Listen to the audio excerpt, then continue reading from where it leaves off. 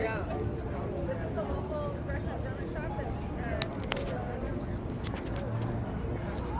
Hello, you're the next ones. Oh my goodness. How you doing? Oh, I'm doing okay. Well, let me step back here. Then get you both in. There you go. There you go. That's a better one. So what do you guys do? We support organizations and staff that work with people with intellectual and developmental disabilities. Oh my god, I'm on that. Nice. Edwin Nava at United Cerebral Palsy is my worker. Very cool. Oh, very cool. Nice. And I've been telling them they need to get shirts too. Yeah. Oh yeah. We'll agree with that. Oh my goodness gracious. This is the first time I've seen any of the organizations with. First time I've seen any of these organizations with the shirt. I know we have a bunch of people inside. Oh wow! Yep. I'm going to take a picture, get the sign on this shirt so I can show my worker at United Cerebral Palsy. Okay. Thank you. No problem. Because Thank There you go. And I've the been- folks are in there. Awesome. We're trying to kind of sit in a group, so you should be able to find it.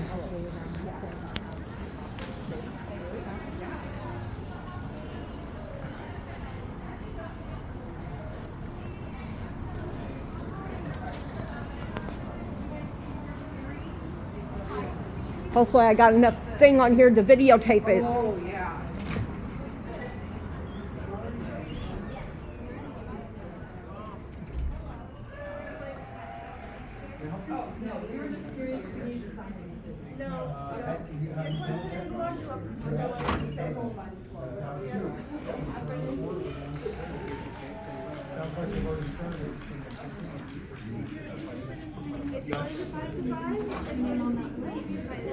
And I'll show you where we've got all of them. Have a good time. Yep.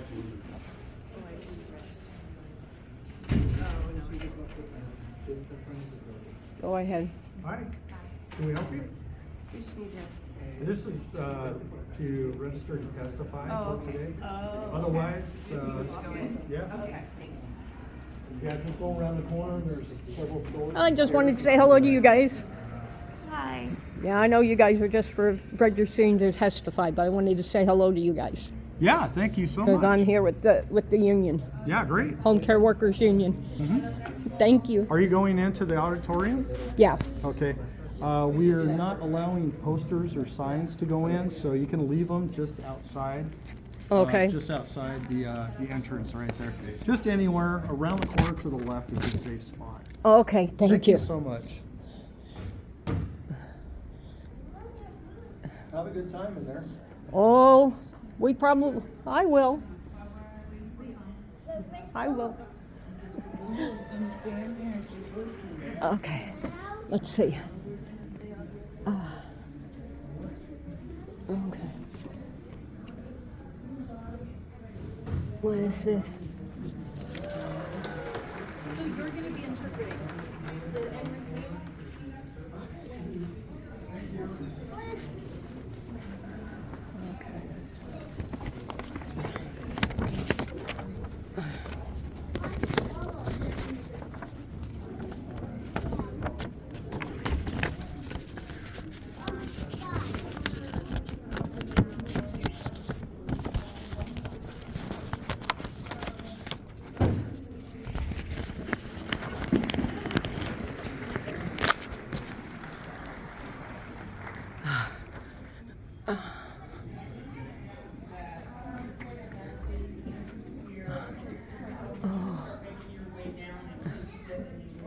Okay, I'm gonna have to stay up here.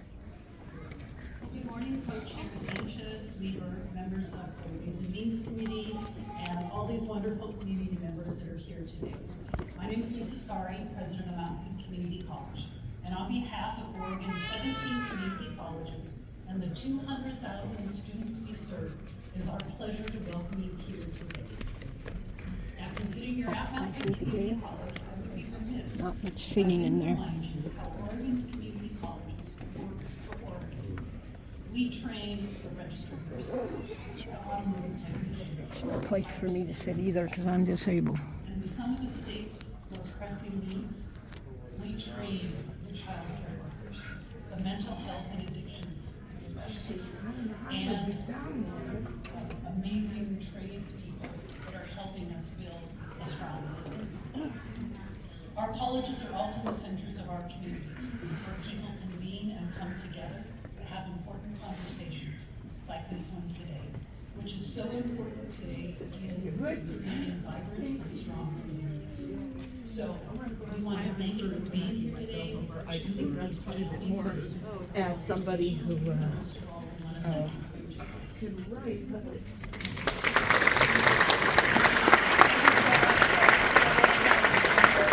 I just really want to thank Representative Hughes, Representative Hudson, and Senator Gorsuch for having us in your district. Okay, I'm going to call a few more people to be on deck to sit up here too. It's Kathy Keithley, Janie Gladfelter, and Sue Piazza. Come on up. I wish I could Okay. find a chair to sit All in right, because I'm everybody. disabled. So, before we actually get started with testimony, I just want to say a few words to ground us in the budget and where we are right now. So on March 19th, Representative Sanchez and I released our 25-27 budget framework. That was a result of many, many hours of research and conversations and meetings between co-chairs, legislative fiscal officers, members of the Ways and Means subcommittees, and state agencies. The framework that we have released, this framework, is actually more of a transparency document. And what that means is we wanted to make sure that we kept everyone in the legislature and everyone in the state on the same page about what the budget looks like at this very, very early stage. This framework, we were focused on protecting core services, practicing fiscal responsibility, and maintaining flexibility, considering we have some uncertainty that we're seeing around what's happening with the federal administration with potential cuts. I'm going to try to get over here and stand Now, here's the good news. so I don't block the door. The good news is that Oregon is just in a gotta be much better careful I place don't than fall. many I got a other bad states knee. that are already either making cuts right now I or almost raising fell taxes walking from the to parking lot. support core services. We are not preemptively cutting any services. The framework maintains current service level. However, we are not going to have enough money to pay for everything. And if federal spending is cut, it will impact services to Oregonians. The state budget is not designed to backfill federal funding. The state budget is designed to draw down federal funds that provide critical services. We are going to know more about revenue numbers in May at the May forecast. But that said, I want to thank all of you for taking out time in your busy schedule to be here and engage with your state government. We value hearing what you have to tell us, and we are really excited to be here and also take this show on the road, which we will be doing in the next few weekends. So we have over, I think, 200 to 300 people signed up. We are going to try to be efficient, but it is likely we are not going to get to everybody who has registered. However, written testimony can be submitted up to 48 hours after this hearing. Verbal testimony right now is going to be limited to 2 minutes. You've got a shot clock right here per person. So please plan on your remarks being the 2-minute limit. The timer will sound when your 2 minutes are up.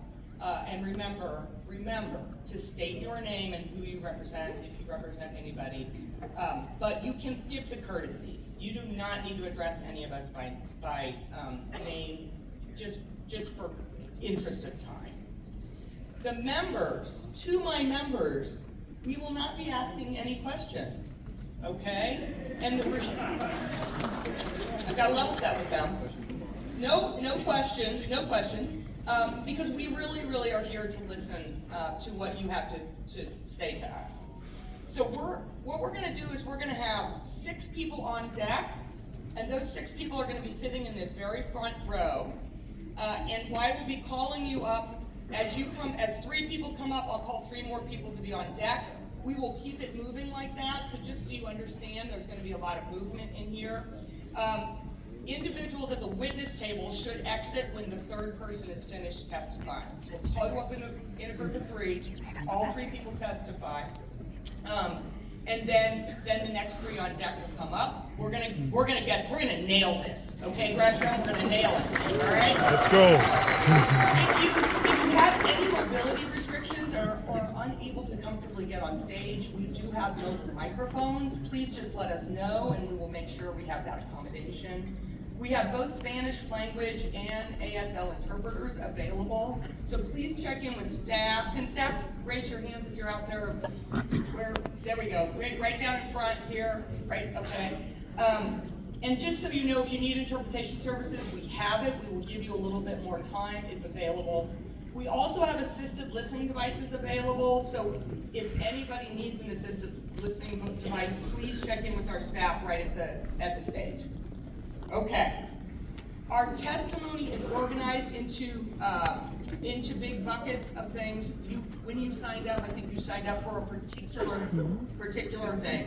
We're going to be going through not everybody in one thing. We're going to be rotating through all, I think 7 of our buckets here, so we can try to get everybody through. I just ask for your patience.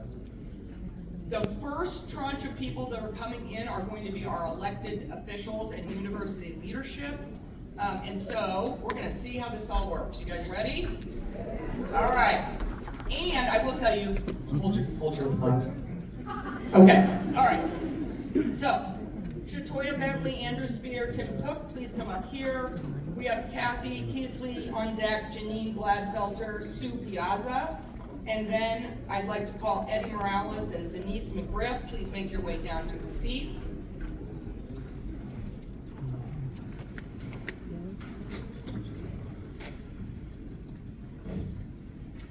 Okay, you ready to get started? Okay, whoever's first up, go. Hi, good morning. My name is Andrew Spear, and I'm proud to serve on the Mount Hope Community College Board of Education. I also serve on the board of Mount Hope Oregon Community College Association as the Vice President of the board this year. I am a proud alumni of MHCC, and my profession and education have been as an economist. I want to share my journey as a community college student and the impacts that state funding declines have had on students. When I first enrolled here at Mount Hope Community College in 1998, the tuition per credit rate was $36. I left MHCC in 2000 to join the Marines and returned here to Mount Hope Community College after separating from the Marines in 2004. When I returned to MHCC, the per credit tuition rate was $63 in just 4 years. When I joined the Board of Education, the tuition rate was $115 in 2019. If the tuition rate from 1998, when I first began here at MHCC, was increased by the standard rate of inflation of 3% annually to 2019, when I first joined the board, the tuition rate would have been $66.97 per credit. This analysis is important because it demonstrates the state's funding shortfall for community colleges over time and how costs have been shifted from state-funded revenues to tuition revenues paid for by students. Having served on the board for over 5 years, I have been able to experience the trade-offs that administrators and governing boards for community colleges must make in order to maintain affordability while balancing increasing salary and infrastructure costs to serve students. What I continue to see is a funding model for community colleges that is unsustainable for maintaining affordability for our students. Our ask to you is that community colleges be funded at current service levels, which is the governor's proposed budget plus $60 million, is important for affordability for our students. Thank you so much.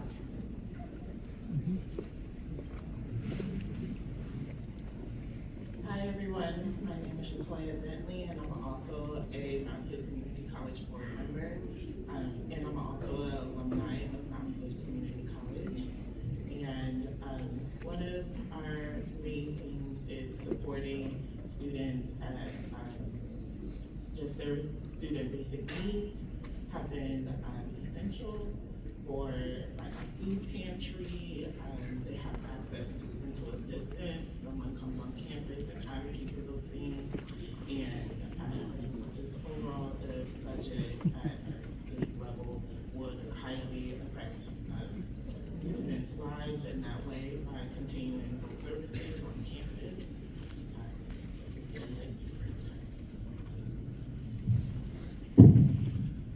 Good morning. My name is Tim Cook, and I'm the president of Clackamas Community College. Thank you. I want to thank you all very much for the support of the Student Basic Needs and Workforce Stabilization Act, House Bill 382 and 3183 that's passed out and is now to the Ways and Subcommittee budget framework. This work around basic needs is really critical, and I'll just say really quickly, at Clackamas Community College, we did a survey, and we know that in the last year, 19% of our students were houseless at one point, and over 46% of them had food insecurity at one time. And you know, Maslow's hierarchy of basic needs is pretty difficult to learn when you're hungry or when you don't have a place to live. And so I'm working with also the State Hunger Task Force on this work, and really want to make sure that we have our funding for our benefit navigators programs in this framework. And I'll just say, I'm personally putting my feet where my mouth is, and this summer I'll be running through each one of your districts. I'm doing a run for basic needs support for students. I'm running to all 17 community colleges, 1,500 miles, over 30 miles a day. It's the equivalent of running from Portland to Minneapolis in about 6 weeks. So this is my personal invitation to all of you. When I'm in your district, I'd love to have you maybe run with me, maybe spend some time, come out and say hello, and I think together we can all really solve this issue of basic needs support for students. Thank you. Thank you so much. Kathy Keith, Janine Gladfelter, Sue Piazza, please come up here.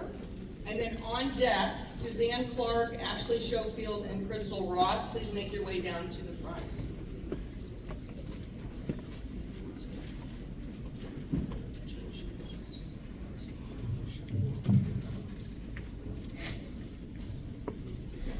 Okay, who's that from? We're missing one. I see that. Thank you so much for having us. Good morning, I'm Janine Gladfelter, City Councilor here in Gresham. We're excited to have you here today, and we appreciate the opportunity to share our city's top legislative funding priorities. And that would be our Youth Violence Prevention Program, known as EMOPI, infrastructure to spur the creation of housing, and assistance replacing an outdated and unsafe fire station.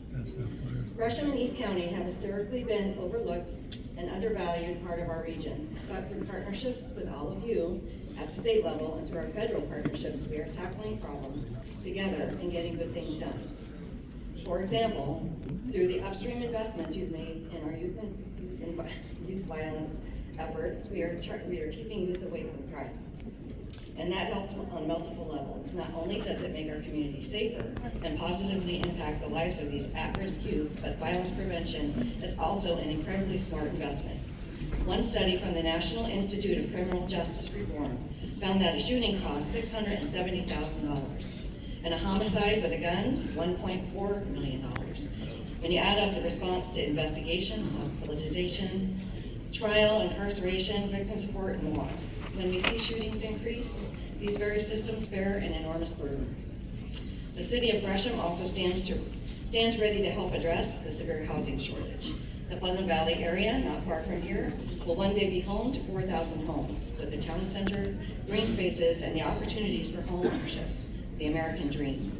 But cities like ours need help building the roads, water and wastewater systems needed to catalyze the construction.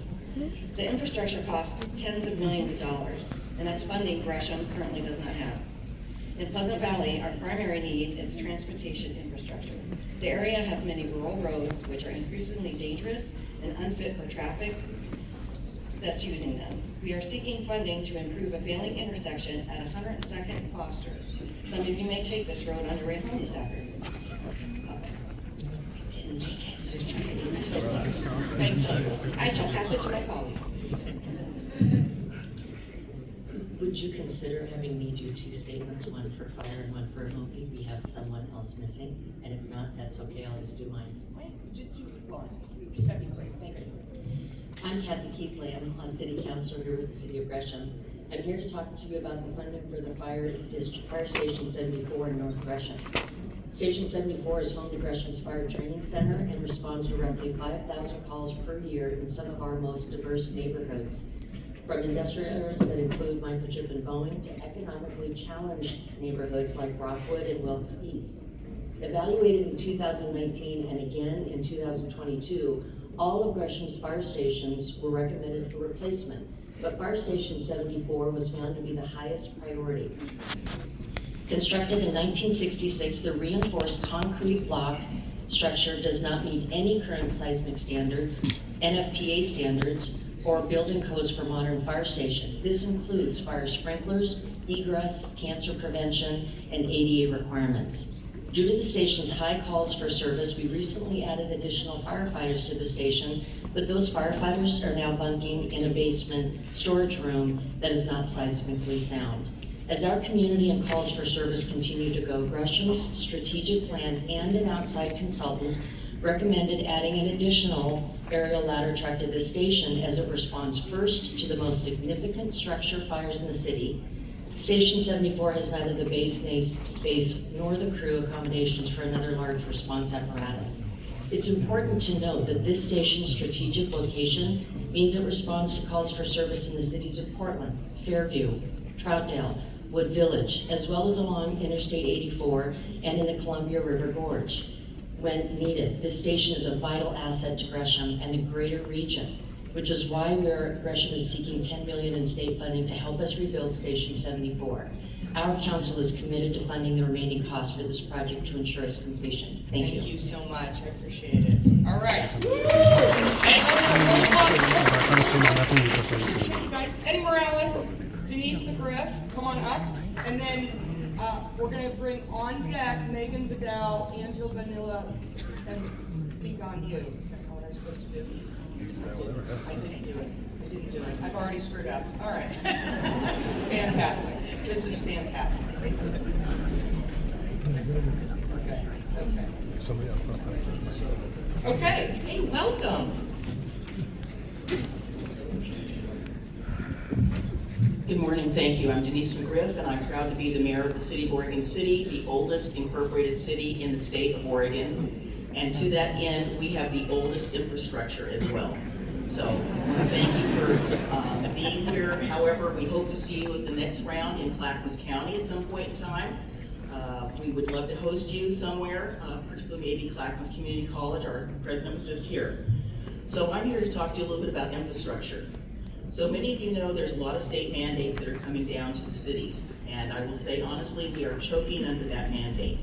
We don't have enough money for infrastructure. The state is expecting us to build housing. We don't have the money to get it all done. We're being pressured from left, right, and everywhere else. So we would hope that you would consider looking at some additional funding to help the cities, particularly, as I said, my city, we have the oldest infrastructure in the state, and we need help. The other thing that some of you have already known that I've talked about is that transportation. Money needs to be allocated so that Oregon City does not bear the burden of tolling on our city, but we all need to help out in terms of getting transportation fixed so that it benefits the local governments, the state governments, and our federal government. Thank you so much for allowing me to speak. Good morning and welcome to our city of Gresham. My name is Eddie Morales. I'm a Gresham City Councilor, and I'm here to talk to you a little bit more about EMOBI, which is the East Multnomah Outreach Prevention Intervention Program. It's a dynamic initiative dedicated to reducing youth violence and fostering a safer, more connected community. Our program focuses on prevention, intervention, and pro-social activities that engage and empower youth families and community-based organizations. We work with a variety of partners to address youth violence through innovative and evidence-based solutions. By providing intensive case management, mentorship, and wraparound services, EMOBI ensures a holistic approach to supporting young individuals most at risk of violence. This is a collaboration that extends to school behavioral health professionals, law enforcement, and community leaders to create lasting positive change. EMOBI's pro-social activities include after-school activities such as rock climbing, computer programming, dance, and sports, often from culturally specific providers who can meet the diverse needs of our youth. We also provide critical wraparound services to address the full needs of youth and their families, such as food assistance, mentorship, and academic tutoring. EMOBI's intensive care case management serves 40 of our highest at-risk youth in our region. For these youth, who are often young adults and justice involved, EMOBI partners with 2 organizations for intensive case management, providing one-on-one guidance for youth to navigate challenges and build resilience. Case managers employ evidence-based strategies and proven practices to steer their clients away from violence. And the program is working. Gresham recently went 478 days without a youth-involved shooting.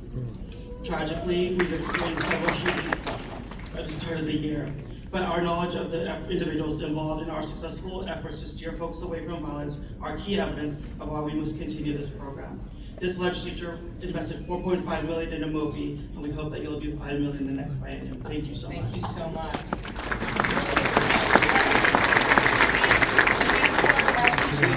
Crystal Ross, please come up, and then please on deck, come down front.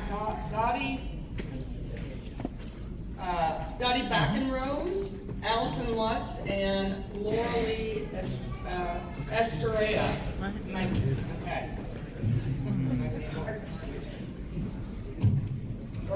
Okay, whoever's going to be first. Okay, perfect.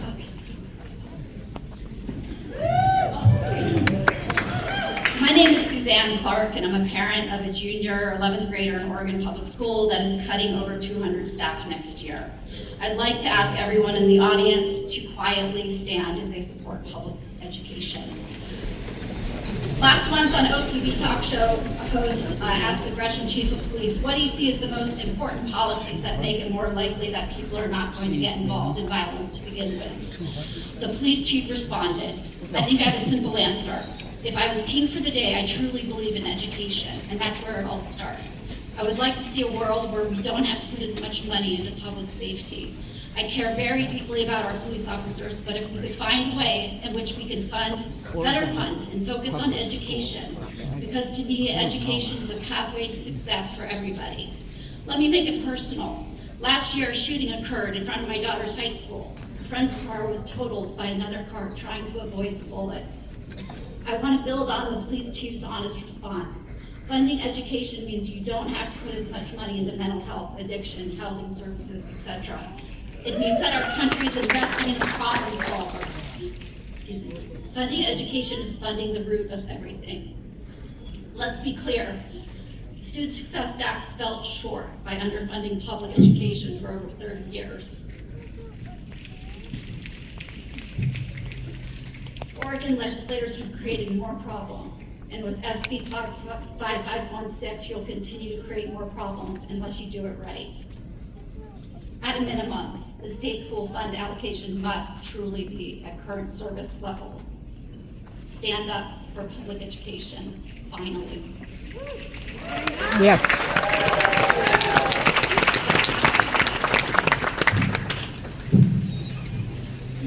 My name is Ashley Schofield, and I'm a proud parent in Oregon Public Schools. My third grader is a student at Portland Public Schools, which is an amazing district made up of bright and dedicated educators and community members. I'm here today empowered by the voices of many other proud public school advocates who have spent decades trying to correct the disinvestment in our public schools since the 1990s. I am part of a new generation of parents who are tapping in to take the pressure on our lawmakers to invest in fully funding our public schools. While we may only be 16% of the population in Oregon, we who have school-age children, we are 100% in charge of making sure that our state creates the next teachers, leaders, and healthy families in Oregon. I am also here today to stand opposed to SB 5516 for the proposed funding of the state school fund at $11.36 billion. I'm not here to oppose the bill because it is not a record spending for our education out of the general fund, but because it still fails our classroom. In Portland Public Schools, as you probably already know, the historic spending by the legislature will still bring nearly $40 million in cuts to our public schools. Parents and caregivers and community members are no longer accepting the status quo. We are organizing and will not back down against the current message, there is not enough. We want to help stand up and fight back and resist against fascism that is literally in the people's house right now, and we do this by committing to a real plan that invests in our public schools. So here are a couple things I think you can do. Help change the rhetoric around how much Oregon is really spending on public education. Say out loud it is not enough and that our classrooms deserve more resources. Investing more money and resources to the Quality Education Commission, who have the standards and the accountability that you're looking for. Thoroughly read and distribute the AIR report on the quality education model. That's what you all voted for, and it says exactly what we're saying. Our schools do not have enough funding to attain the standards needed for our children's learning. Remove the special education cap. That's something that you can do this session, so we know that you are serious and you're hearing us. You're staying connected more than ever, and we'll keep showing up, empowered to push back on the complacency for status quo in our schools.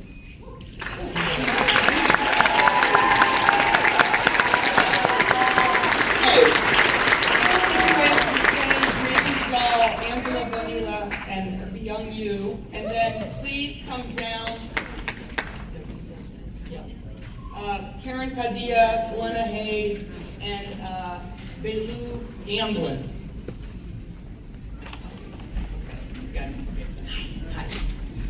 Keep going. Okay, great. My name is Megan Vidal, and I'm a director on the Westland Wilsonville School District Board. I live in Wilsonville, and I'm a proud student. You don't need to be so close. Oh, sorry, I know. Okay. I'm a proud student of Oregon's public schools, and I'm here in support of fully funding public education at $11.36 billion as a core government service for our children. We know that education is at the core of our children's health and development, and we are in great need of increasing the funding cap on special education. From their first day of kindergarten to their high school graduation, students enrolled in special education in the Westland Wilsonville School District are in general education classrooms, making our inclusive district unique in Oregon. We do not relegate students with special education needs to separate buildings or rooms. They belong in our schools and are important members of our community. 14% of our students in Westland Wilsonville School District are enrolled in special education. The difference from the current 11% funding level is $2.25 million, which could fund 17 teachers in our district and educate students with the most need. This month, we notified teachers impacted by our district's $15 million budget shortfall, breaking the hearts of our students, our staff, and our community. I urge you to raise this antiquated special education cap and support fully funding our public schools at $11.36 billion. Thank you.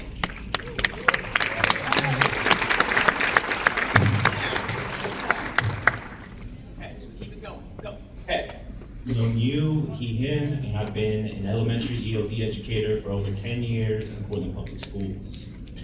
Every one of those years, we are asked to do more with less. I am often asked to cancel EOD classes to support sped classrooms. This is what our schools do. Pit one marginalized group against another because our communities are underserved. While politicians debate whether class size caps should be a mandatory conversation and bargaining, dual language educators are teaching twice the curriculum in classrooms that weren't designed to have 30+. You may have heard about it on our strike lines. Hot, cold, rats, mold. This is getting really old. Public schools should be our equalizer. But these days, we're not even setting the bar for equality, let alone equity, when we refuse to fund schools past the QBM. This current federal administration of billionaires is busy dismantling the Department of Education. They want us to privatize schools so their pockets can provide less resources for our communities. This is that moment in time where we double down as a state and prioritize overfunding education rather than align with the dictatorship. Because education is a right. That is why we have to fight. If Oregon really is a sanctuary state, we should be protecting our immigrant communities and increasing the supports we offer in our classrooms. Fund past the QBM, eliminate the sped cap, make class size a mandatory bargaining conversation. Anything less is performative to the communities folks are elected to serve. You know that saying, building the plane while you're flying it? I hate it. The plane should be built and staffed before it takes our kids off the ground.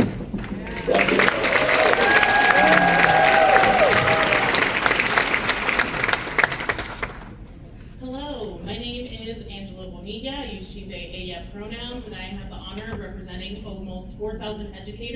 as the president of the Portland Association of Teachers. I'm here because our students, families, and communities demand a state budget that prioritizes people over corporations, that strategically invests in education while preparing to fund at the QEM level, and that does not cower in fear of possible federal cuts. I'm here wearing a PAT hat as well as a sweater from Greater Albany Education Association because I want to remind you of what the lack of investment in our districts and schools leads to. Workers walking out of the classroom and onto the streets because enough is enough. We are tired of fighting over crumbs while the wealthy hoard the meals that could help feed us all. We needed revenue reform yesterday. That includes reforming the kicker to withhold the tax credit from the top 1% of earners in our state. That includes rejecting new Oregon tax breaks for corporations and the wealthy to protect and reinforce existing state revenues.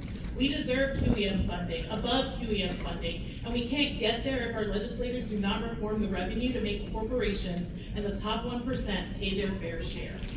We need you to prioritize strategic investments that will provide the most opportunities for Oregon families and communities, especially during difficult times. That includes removing the special education funding cap and adding funds to support that increase, providing pay parity for part-time faculty in community colleges, and making class size a mandatory subject of bargaining. Without these investments, we will continue to see our education system crumble under the weight of unmet needs and the inability to retain qualified educators. We will see even more educators on picket lines across the state. Lastly, and most importantly, we need you to hold the line against the federal government's threats. Stay the course. Do not make preemptive cuts to services before federal action. I need you all to be the defense against actions that we know are unconstitutional. Do not preemptively comply with fascism. Our educators and community know that when public education is under attack, we show up and we fight back. Thank you for your time. 100%.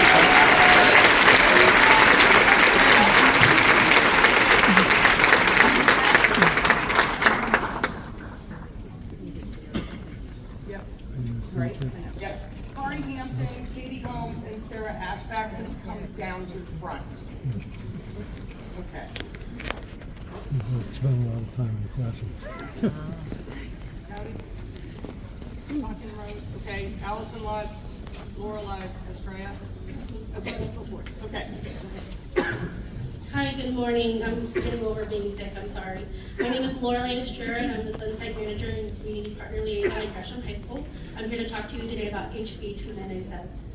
It is my wish today to share with you the ways programs like College Possible have helped make a positive impact and difference in the GHS community.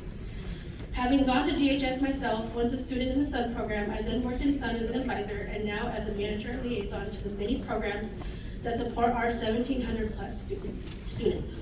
In all of these years, I've been able to see many of my friends, students, and now colleagues grow and succeed as promising individuals of society, many of whom have chosen to give back by supporting our new generation of students as either coaches, supervisors, or managers in College Possible.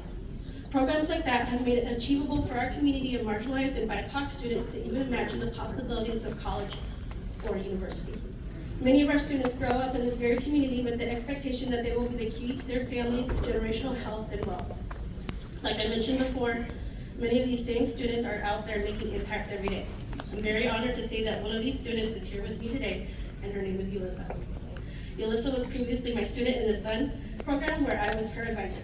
With the help of College Possible, she was able to graduate with a plan for continued education and is now a supervisor for the very same program that helped her. Now I'm lucky we get to work together, hoping that our ripple effects will continue to make a difference and offer that glimmer of hope for this generation. Without the continued support for programs like College Possible and TRIO, I'm worried that we will miss the opportunity to uplift and support students like Yulissa and the many that are currently receiving that important help at GHS and other schools in Oregon. With a growing marginalized community, it is crucial that we continue to strive for better, not only for ourselves, our current high school students, but for generations to come. Please consider passing House Bill 2997. Thank you so much. Glenna Hayes and Bailey Gamblin, please come to the stage. And then on deck, Jason Lohman, Marcel Frazier, and Michael Fesser, please make your way down to the front.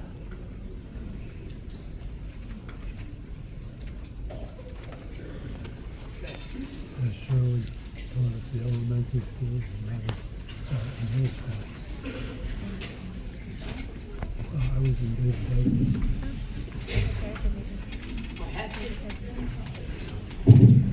Co-chairs Lieber and Sanchez and members of this committee. My name is Bilal Gamblin and I work for a statewide children's residential program within the Office of Developmental Disability Services. I live in Portland in State District 22 and House District 43. I am testifying today to ask you to prioritize programs protecting Medicaid, which fully fund ODDS Children's Residential Services along with so many other programs. This program has doubled in size over the past few years, doubled in size, with the same number of passionate, hardworking case managers who may be the only stable presence in some of these kids' lives. Without critical Medicaid funding, this and programs like it simply won't be able to provide the support to children with highest needs in the state, and will lose these vital services. Services for a child whose mom and dad cannot care for them, who has been moving from state to state to state to state. No place to call home, so many strangers and different faces, no stability. Services that will provide this child a safe space to make friends, excel in school, learn important skills to reconnect to their community, and just start to be a kid again. I'm incredibly grateful to be given this opportunity to speak in front of you today. This is truly an honor and a privilege, my first time, and something I take very seriously. Please refrain from making preemptive cuts based on speculation about what might happen in DC. I remember you saying that earlier, which would simply be a signal to Elon Musk that you are willing to help cover the cost of billionaire tax breaks by sacrificing some of the most critical basic services all Oregonians rely on. Please preserve Medicaid funding at current levels. Thank you. Hi folks, thank you for having me here. I want to start by saying stay the course, protect Oregonians, not unelected billionaires. Don't make preemptive cuts to services. Oh, sorry. My name's Karen Godillo. I live here in the Southeast Portland region, and I am in Senator Taylor's district. Yeah, stay the course, protect Oregonians, not unelected billionaires. Don't make preemptive cuts to services before federal action. Again, my name is Karen Caudillo. I'm an immigrant and organizer in the metro region, working closely with immigrants and refugees, gender non-conforming folks, parents, and working families, to name a few communities. I'm here to advocate for food for all Oregonians. We must create a state-funded program that makes food assistance available to Oregonian youth and immigrant elders who are currently excluded due to where they were born. Many people who, support our social programs can't access critical food assistance. We have over 40 people here today, many of them who can't, even come in and sit because it's so packed in here. We recently brought over 250 people to the Capitol this week, and you probably met with one of your offices if you're here. For every dollar of SNAP that currently goes into our local economy, $1.50 to $2, circle back in. And so we know that supporting food for all Oregonians is not only going to support our local economy, but it's also going to sustain food production, childcare, healthcare institutions, education, transportation, and other critical services for our state. Food assistance through programs like SNAP have been proven to yield significant improvements for health outcomes, reduce the state's healthcare costs, improve children's academic performance, reduce chronic school absenteeism, reduce the household. Thank you so much. Thank you so much. Appreciate it. All right. Make your way to the stage. On deck, please make your way down to the front. Pat, Dalen Quill, Brian Etling, and Claudia Bilou. I thought maybe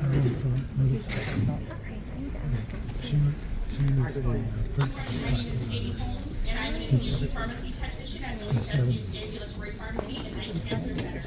I'm also an executive board member at ASME Local 328 and the labor chair of the OHSU Labor Management Committee. I'm here today to urge you to prioritize the protection of Oregonians and our immediate needs within the state budget, particularly particularly by expanding training partnerships. Our state is facing significant workforce shortages in healthcare, and it's crucial that we invest in our people by creating pathways for Oregonians, especially from underserved communities, to access the education and training necessary to fill these critical roles.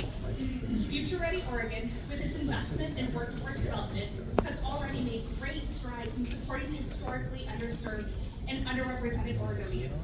By expanding partnerships between communities, educators, and employers, it has made it possible to create tailored pathways to good-paying, meaningful careers. This initiative not only increases access to training, but ensures that skills being developed match the evolving needs of Oregon's workforce. Investing in training and apprenticeship programs will allow us to continue to build a skilled, diverse healthcare workforce. These programs offer employees not only valuable experience, but also critical resources such as career counseling, financial assistance, and job placement support. Initiatives like Senate Bill 449 are key to these efforts, fostering collaboration between employers, labor organizations, educational institutions, and state agencies to create training partnerships that address workforce shortages and expand opportunities for Oregonians in the healthcare field. I ask that you prioritize a state budget that supports the growth of Oregon's healthcare workforce, creates job opportunities for Oregonians, and builds pathways for future success. Together, we can ensure that Oregonians have access to well-trained professionals in the healthcare sector, leading to better outcomes for individuals and communities across the state.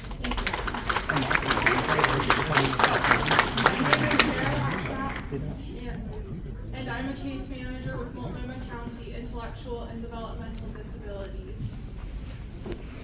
Case management entities are not simply service providers, they are lifelines. They ensure the health, safety, and well-being of some of our most vulnerable citizens. Without their consistent support, the consequences would be devastating. We need not look far back to see the abusive, dehumanizing, and undignified ways people with disabilities were treated. It is within my lifetime that the last individuals left the Fairview Training Center in order to rejoin the communities they were forcibly taken from. However, today, Oregon is a national leader in Medicaid, recognized for its commitment to expanding access to care. Community-based services for people with disabilities are rooted in autonomy, dignity, and person-centered planning. Case management entities provide a range of essential services. Individual support planning looks beyond a person's disability and asks what their hopes and dreams are, how they can establish or maintain independence, or address housing and employment concerns. Case managers work to mitigate crises before they start, from abuse investigations, eviction prevention, or emergency behavior support. Disability services in this country are not easy to navigate. Case managers advocate for individuals, helping them navigate complex systems and access the services they are entitled to. They bridge the gap between individuals, families, and service providers, ensuring their needs are met and their rights are protected. Without these services, individuals with IDD are significantly increased risk of homelessness, hospitalization, abuse, or death. This funding is essential, and we hope that you will consider fully funding Medicaid to prevent cuts to intellectual and developmental disability services. Oh, yes. That needs to be done. Of course, That needs to be done. Good morning, and thank you all for this opportunity. My name is Jason Lohman. I work for the Oregon Department of Justice. I am a legal secretary, and I've been there for over 6 years. And just thank you for this opportunity to let me speak from the heart. This is what makes this country great. I want to say that I have been able to keep my job for 6 years because of privilege, because of family privilege in my own place, that I have parents that are able to support me, and I'm able to afford to live. Many of my former coworkers have not had that privilege, and they've had to find other jobs. So if we want to have an equitable workplace where someone doesn't have to have two parents that are alive and they had privilege from previous generations to be able to support that, how do we expect a truly diverse and strong workforce? In particularly the Department of Justice is a very specialized workforce where in the city, county, private sector, they're paying what the people like, what they deserve for that expertise. And right now, when the state our values are being under attack by the federal government. The court is the battlefield, a very important battlefield, and we want to have our best. We want to be able to, like, this is his history. So we're asking, please invest in us. Invest in us so that we can all serve each other, and it's not, and so we can also have dignity, right? Like, I have so many of my coworkers that work multiple jobs, and that we have state workers on state benefits, then we're still paying, but we're taking away from other people that can't work because they don't have the ability. So with this, I would just like to take a point. Just on the count of three, if everyone can say stronger together, it'd be great. 1, 2, 3. Stronger together! Thank you all so much. Thank you so much. All right. I didn't stressing people out. Aaron Meacham, Lane Thompson, and Sharon Loney, please come to the front.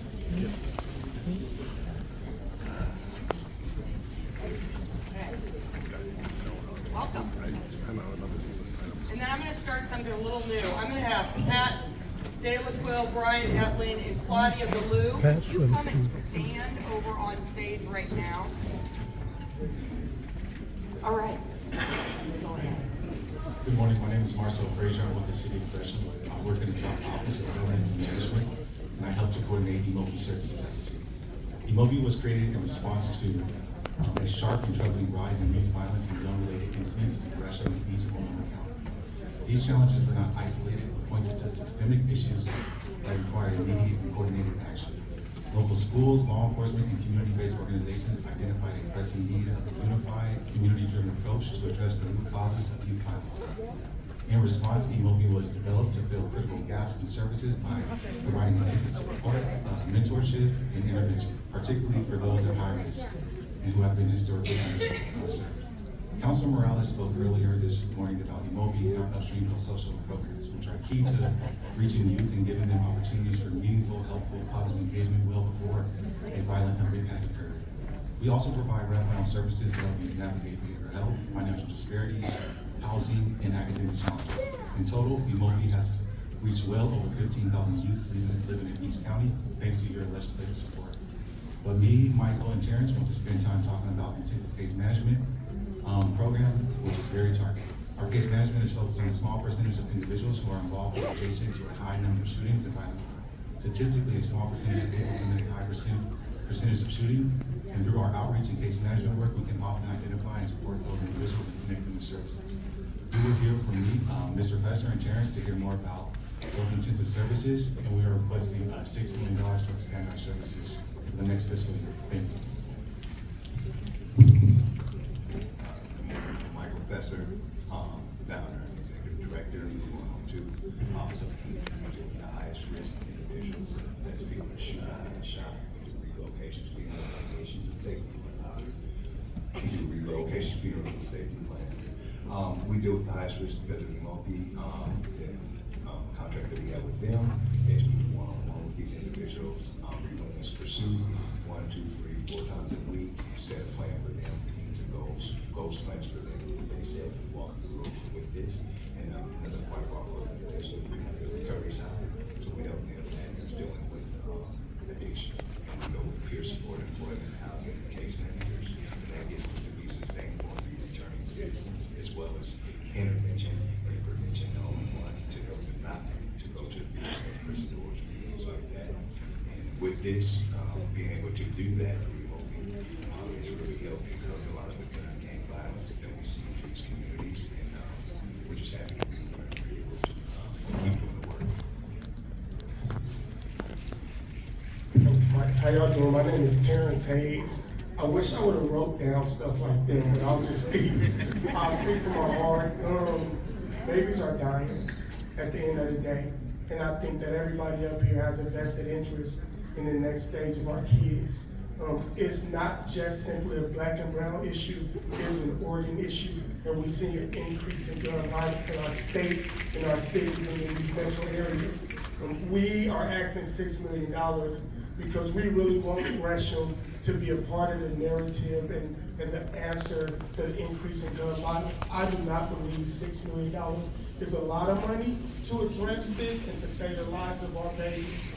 We gotta stop burying young kids. The uptick in violence, both the victims and the shooters, we're seeing is under the age of 16 in our city and in our metro area. This is problematic for us. And at some point, with all the fighting y'all have to do with a limited budget, which I understand, at some point, this part can no longer be a discussion or arguable point for any of us. We just have to invest in our young people living. At some point, they gotta see our ages. They gotta have, the numbers have to decrease in the fact that Black and brown kids are less likely to see the ages that we are and that you guys are, and that is problematic for us. And we all should be nervous about that. So my ask to stand with Gresham is that we normalize these type of investments, that we no longer have to fight and wrestle about them, and that we find a way to protect the next generation of young people so that they do not wake up and be nervous about going outside and worried about being shot and killed in a way that we never had to. Thank you. Please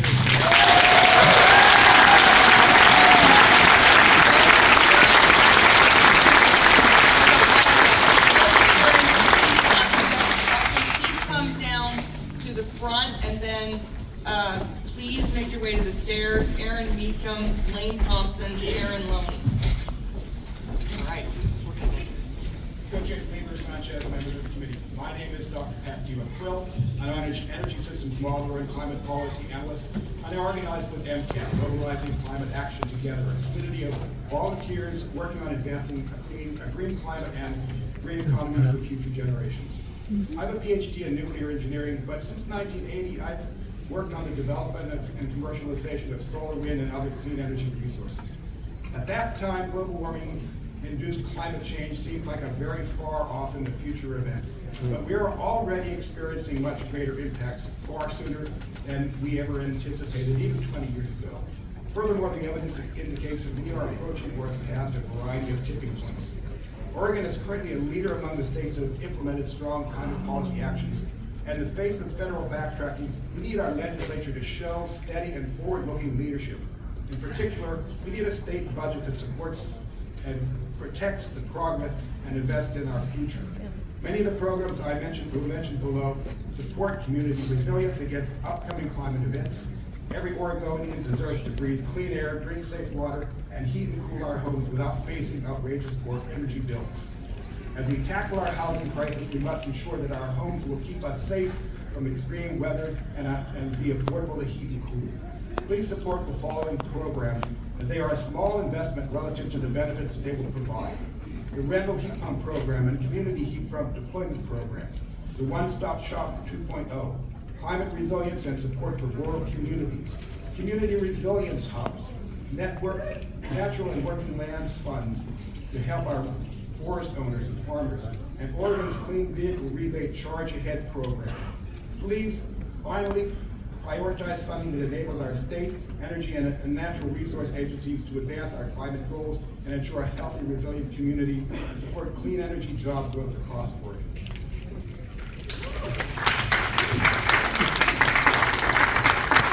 Good morning. I am Brian Etling. I live close by in Portland. I'm worried about climate change. Last year was the hottest year on record on Earth, and Oregon is on the front lines of the climate crisis.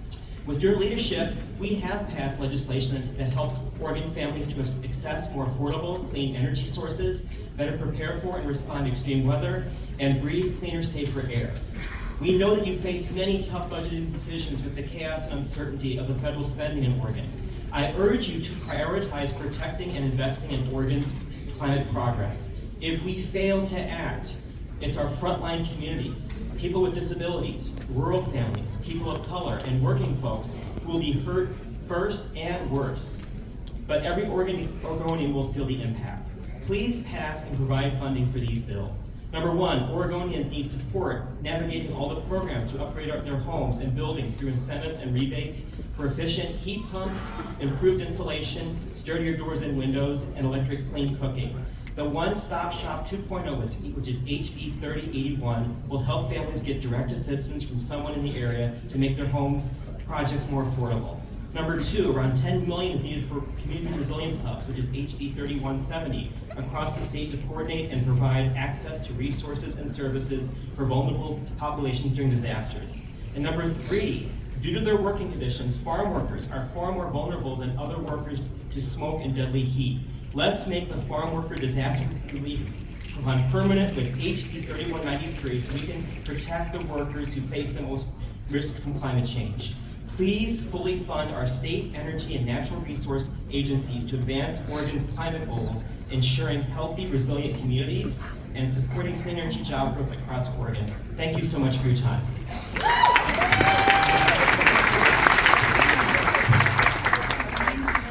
Good morning, Chairman. My name is Claudia Bulow.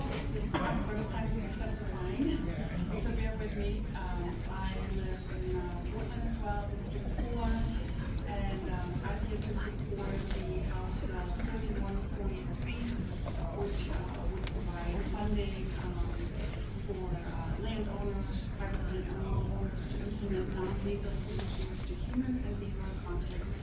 In 2023, the Oregon Natural Deserts Association, which I'm a member of, and I've volunteered and also learned a lot about the importance of healthy beaver populations. So they have delisted the beaver as a predator in 2022. This puts an end to undocumented open season killing of beavers in the entire state.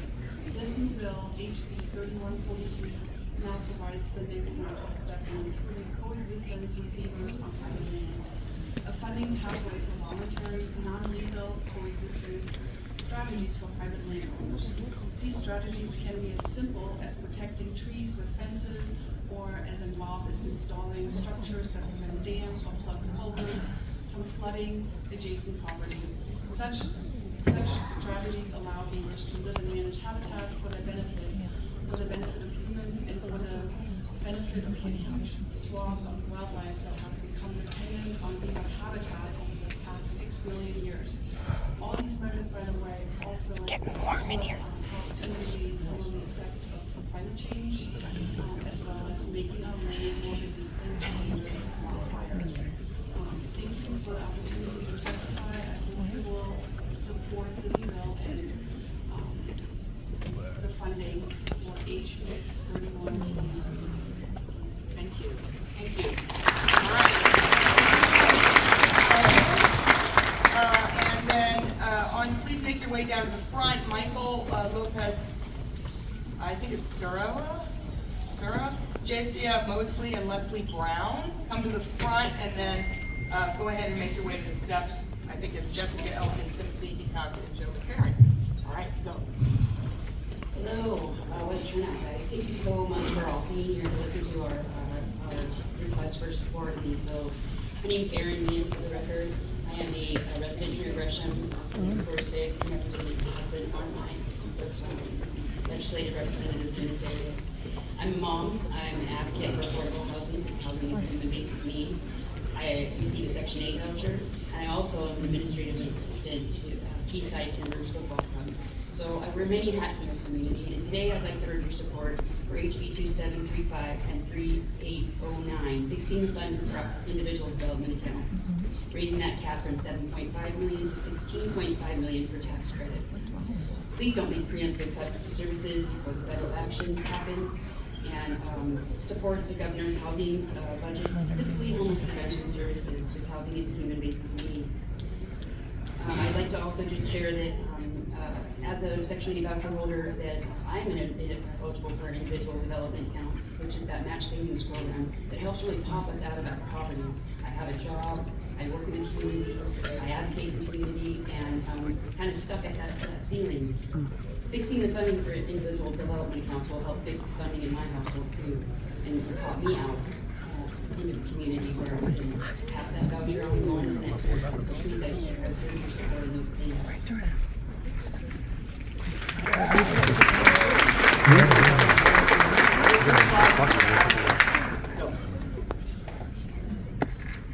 Thank you for making time for us today.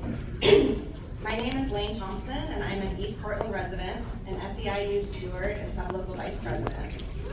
I work at Oregon DCBS as Oregon Student Loan Ombuds.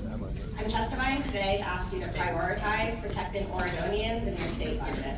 Every day at work, I hear from Oregon student loan borrowers as they attempt to navigate an increasingly frightening and inconsistent federal loan repayment system. At home, I'm the only income earner since my partner's layoff.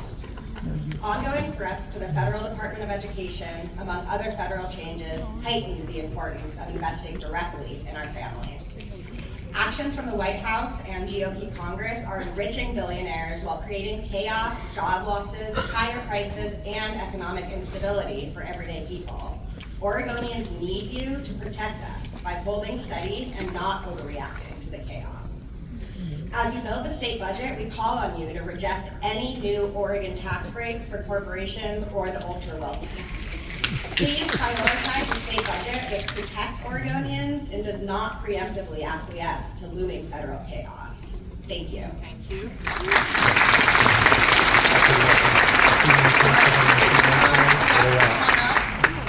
And then come down to the front, John Chang, Bruce Bartlett, and Hayden Dale. Feedback will be getting from our delegation. Good morning, Senator Weaver, Senator Sanchez, and members of the Ways and Means Committee. My name is Jessica Allison, and I'm the Executive Director of the James Beard Public Market. We're working to create a 7-day week public market in Portland that celebrates Oregon's agricultural bounty and culinary excellence. Raised in Oregon's Willamette Valley, I have a deep appreciation for local artisans and the role markets play in driving economic growth. I am here to strongly support the $10 million capital construction funding needed for this market, which will be a major economic driver for our city and state. Public markets like ours are proven to drive local economies by creating small businesses, supporting jobs, and fostering community growth. An example is our neighbor to the north in Seattle. Their public market generates over $200 million annually and supports thousands of jobs in retail, hospitality, and agriculture. Our market will have that same potential here in Oregon, drawing visitors, creating jobs, and strengthening our local food economy, and providing entrepreneurial pathways. We've identified a site right next to Pioneer Square in the historic Ungar building. As of January 17th, we purchased that building for $3 million. Once open in June 2026 with funding, we will create 40 new permanent small businesses in downtown Portland. The James Beard Public Market will help connect Oregon's rural agricultural communities with urban areas, highlighting the diversity of richness of our state's food culture. This project is much more than a building. It's about creating a thriving, sustainable food economy that will benefit all Oregonians. I strongly urge this committee to prioritize these economic development initiatives in this year's budget. Thank you for your public service.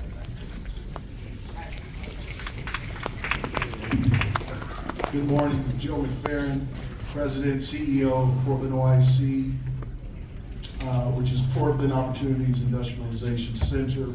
Since 1967, POIC has connected impoverished and academically challenged youth and young adults with meaningful careers through education, job training, community safety, and family wellness.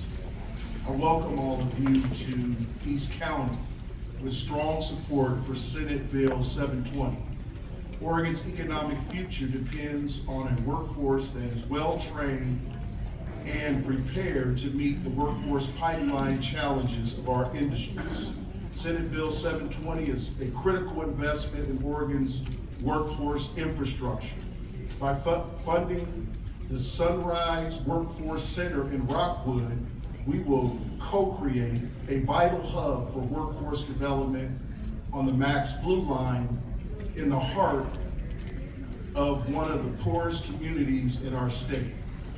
The center will be built right across Burnside from the POIC kitchen, where the Chef Academy trains community members for professions in the culinary industry. The state's one-time investment will help POIC and its limited partners address urgent workforce shortages in construction, semiconductor manufacturing, healthcare, and provide hundreds of high school students paid internships. I'm gonna cut short and get to the point that, I've been in this business for 30 years.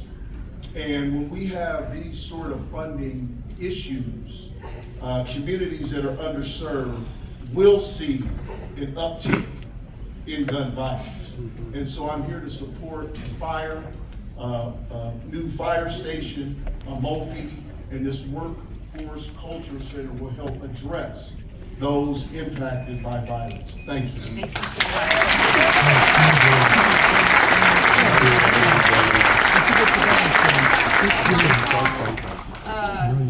JCF and Leslie, come on up here. And then let's call down to the front, Janet Rosen, Allison Stark, and Kari Bacon-Flick.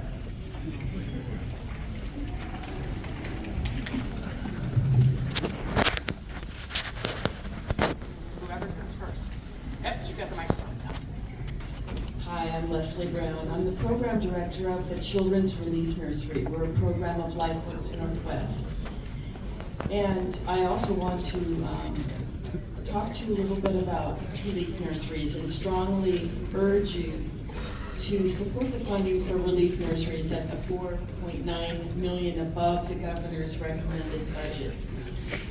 I have worked at the relief nursery since 2006, and there are 3 relief nurseries under LifeWorks in Gladstone, in Hillsborough, and in North Portland.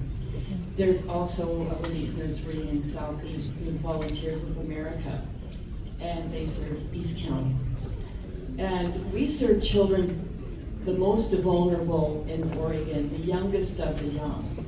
So there are 38 relief nurseries around, really from Medford all the way to Pendleton, relief nurseries. And we serve the youngest of the young, so mothers in their 3rd trimester of pregnancy, even moms that are struggling with a lot of stress. Some of our families are dealing with 5 to 20 family stressors. So these are the most vulnerable children in Oregon. We serve children up to age 5 so they can stay in our program from birth to 5, should the family need that.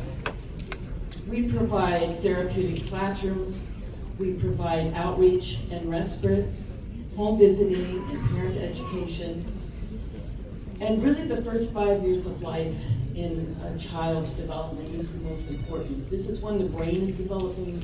This is when they start their psychological foundation. And how many of you know babies have mental health? Yeah, they do. They just can't speak. So I'm here speaking for the babies, the unborn, all the way to 5. Please be here.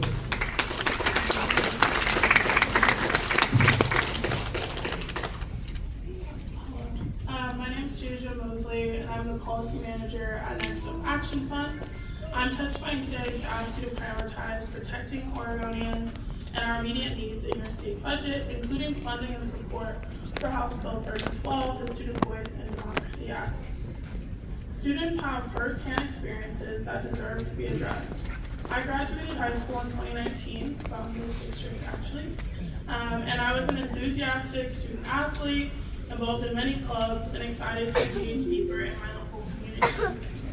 Unfortunately, my high school experience ended up being extremely difficult because myself and many others who were also Black students were bullied due to rampant bias in our schools. The problem occurred for so long in spite of my attempts to get support from school board members and administrators. My experience is not unique, but we have the chance to better ensure school boards build welcoming and safe schools for all students. House Bill 3012 is a necessary step to ensuring that students have a voice in their schools while also preparing them to be lifelong voters engaged in our democracy. I also urge you to prepare for any coming economic downturn or federal funding reductions by doing what we know works to keep families stable, strategically investing in our communities and giving Oregonians more opportunities to thrive. Please prioritize a state budget that protects Oregonians rather than adding to the chaos. Thank you for your time. Thank you.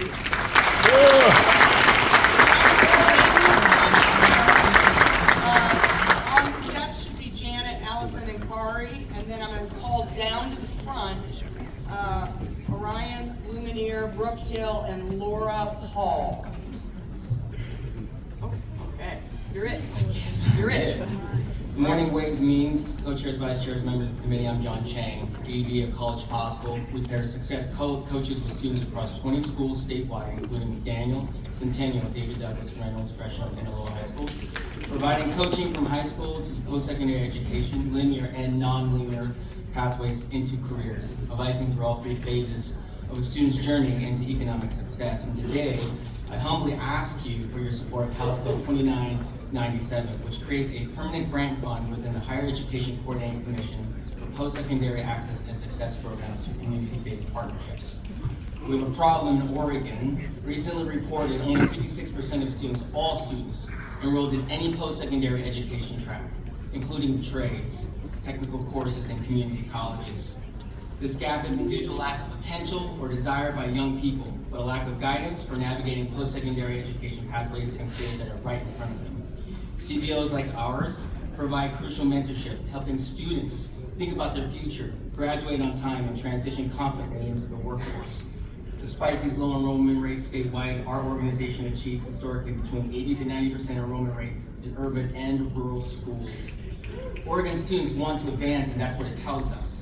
They benefit from personal coaches and mentors who understand them, advising, giving them support as we expand the capacity of very time-constrained high schools and the teachers and guidance counselors, helping them with their local students through complex education pathways to economic independence.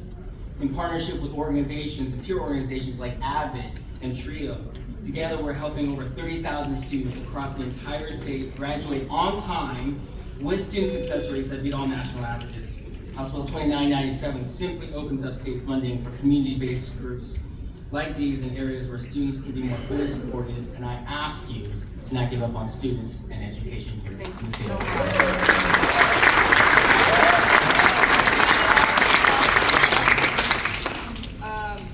Orion Brooke, Laura, make your way to the stairs. Karen Bailey, Kalik Lopez, Dubose, and Lily, I think it's Murazan, please come to the seats up front. Okay, who's ever got them? My name is Carrie Bacon-Cliff. I'm represented by Senator Wyden, and I'm the Chief HR Officer for Albertina Kerr, which is a nonprofit who supports people with intellectual and developmental disabilities and mental health. I am here to advocate for our more than 300 direct support professionals who support our clients in welcoming and supportive homes, and I'm asking that you prioritize funding for IDP services. Thanks to the DHS wage and rate study conducted at the legislature's request, we know that $558 million is needed to properly fund IDP services in Oregon.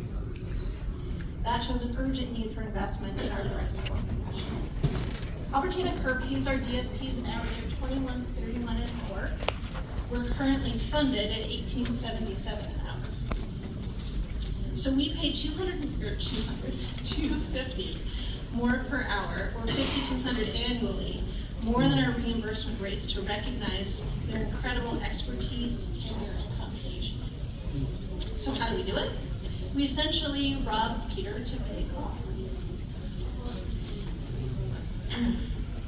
For example, we're currently working to absorb this year's estimated 13% increase for our employees' health care. 13% we're asking to absorb. This is not sustainable for nonprofits who are funded almost exclusively by the state. As an HR professional, I'm used to competing for talent. Just like any other organization. When I worked in the private sector, we had the option to raise prices in order to fund wage increases. In this business model, we cannot compete for talent if the legislature won't fund competitive wages. If we cannot pay competitive wages for our DSPs, we will not be able to serve our most vulnerable citizens. Thank you. Good morning. My name is Allison Stark, and I am the CEO of Albertina Kerr. I'm here with my colleagues, so I'm gonna just go off script completely and just talk a little bit. I know, and just talk a little bit about how important DSPs or direct support professionals are to the work that we do. We have over 300 DSPs at Albertina Kerr, working with children and adults with developmental disabilities in residential homes across the Tri-Counties and Marion. For our kids, these are home away from a home, right? These are really important roles. They are supports, they are coaches, they are the people that come in and provide the care on a day-to-day business, whether it's a holiday, whether there's a winter storm, whether there's electricity, they are coming to work. And each day, we pay them less than they're worth. And that kills me. It kills me that every year we have to come to the legislature and we have to ask you guys to give us more money so we can give money to our staff. And it's a hard place to be in. When I see DSPs come to us and tell myself or tell Carrie that they can't afford to do this work. Carrie already told you how much these folks make. We need to be able to pay them more. And so I urge you to support DSP wages. This is the only part I'm going to read from my sheet. We have no cost of living built in. So as I said, we come here each legislative session to argue in support of our DSPs. Currently, the budget, however, does include increases for personal support workers. These were all included under the wage and rate study that the legislature actually asked for, and we appreciate that you asked for that wage study. However, we don't really understand why our folks aren't included in that, and we would ask that we also have our staff making $25 an hour as possible. So thank you for that.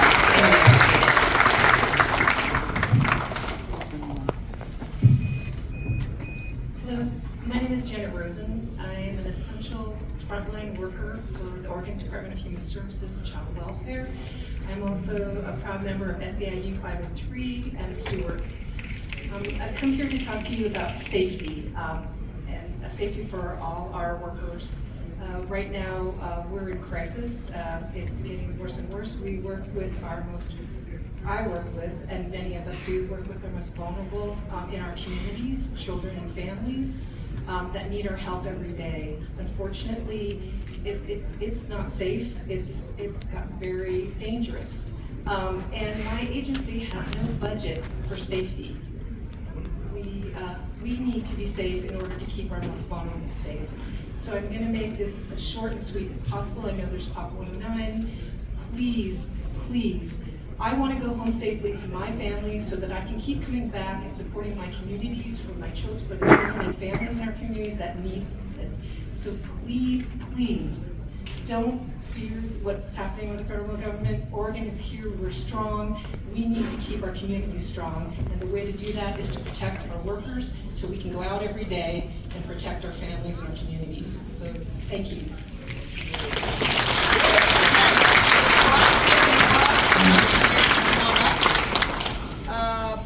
And then Karen, Talik, and Lily should go to the stairs. Okay, Cheyenne Holiday, make your way. Richard Brandt, make your way.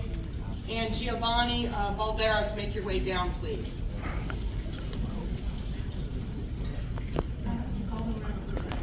Yes. Oh, it did polarize.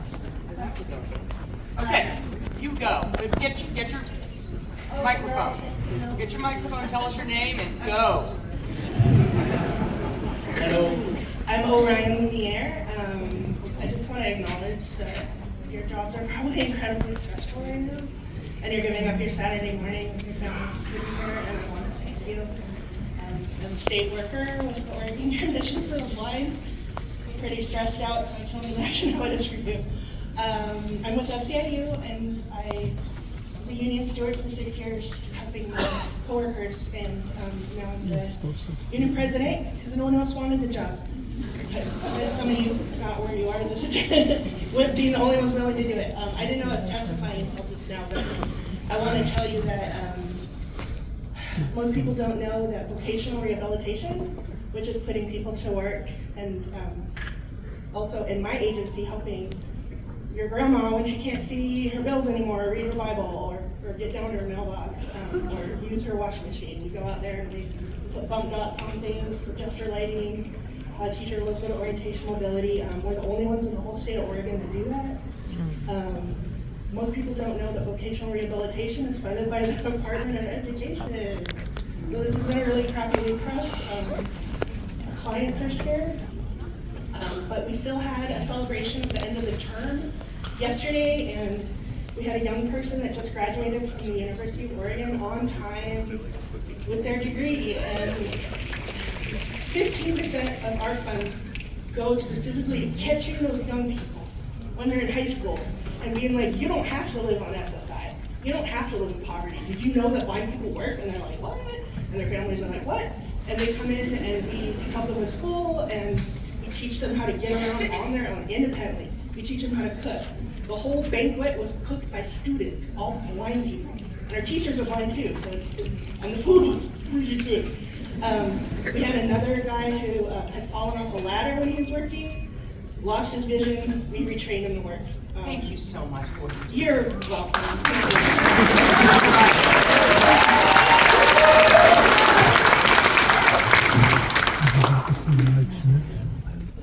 Hello, coaches, members of the committee. Thank you all so much for being here. So my name is the building. My name is Brett Hill. I work for Oregon AFSCME on their political team. I'm a recent college graduate. This is my first legislative session that I'm participating in, and I really appreciate you all being here and taking the time to hear from us today. I'm here to advocate on behalf of all of my AFSCME members, but I'm asking particularly that you prioritize funding for human services, particularly for our behavioral health nonprofits. I've been working very closely with my team to improve safety, quality, and the behavioral health workplace. These people care for the most vulnerable of our population, and many of the people they serve have no other options than the street. Prioritization of human services is essential. Without them, Oregon will continue to struggle to provide the services to people who need them the most. I'm urging this legislative body to invest now in Oregon families and communities. Without investment, the future of our state continues to hang in the balance. By doing this impactful work, I have met people from all different walks of life. They are passionate, driven, and excited to make change in their communities, but they are unable to do this important work without support from you all. I urge the funding of human services in Oregon. Oregon is strong, and we are made stronger by investing in the state. We need protection from all of you to continue, and we need you to fight for all of us. We need you to protect Oregonians and not to make cuts to service before federal action. Oregon's economy is strong and is made stronger by the workforce. We have healthy reserves, and if the budget cuts do happen, we will be able to adjust them at this time. The time is now. Prioritize investment in Oregon, prioritize investment in our communities, prioritize investment in behavioral health services, and please continue to listen to all these folks here today. Thank you so much for your time.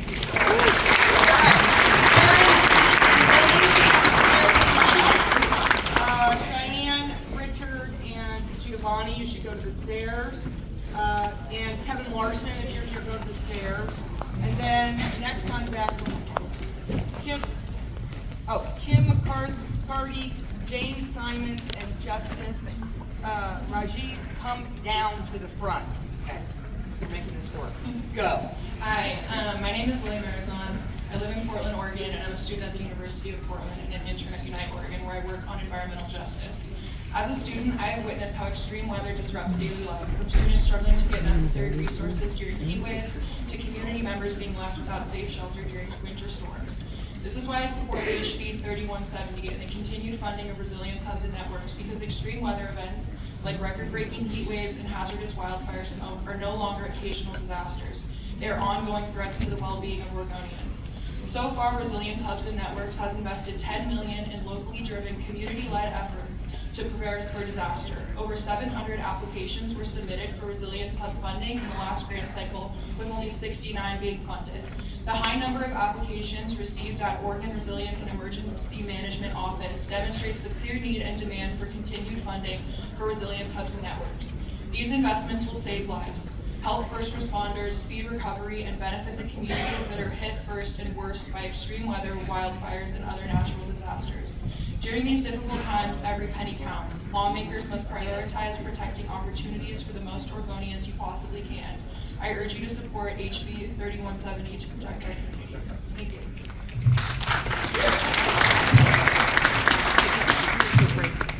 Good morning, everyone. My name is Talik Lopez-Duboff. I'm a student at the University of Oregon, originally from Senate District 18. At U of O, I serve as the Senate President of Student Government. In my role, I connect daily with my peers to better understand the challenges we face and to be a better advocate. Today, I'm both here as a student and a student leader to urge you all to stand with students across our state to make the critical investments we need in higher education. First, we need $1.275 billion to the Public University Support Fund and $920 million to the Community College Support Fund to keep tuition affordable and to maintain the quality of our academic programs.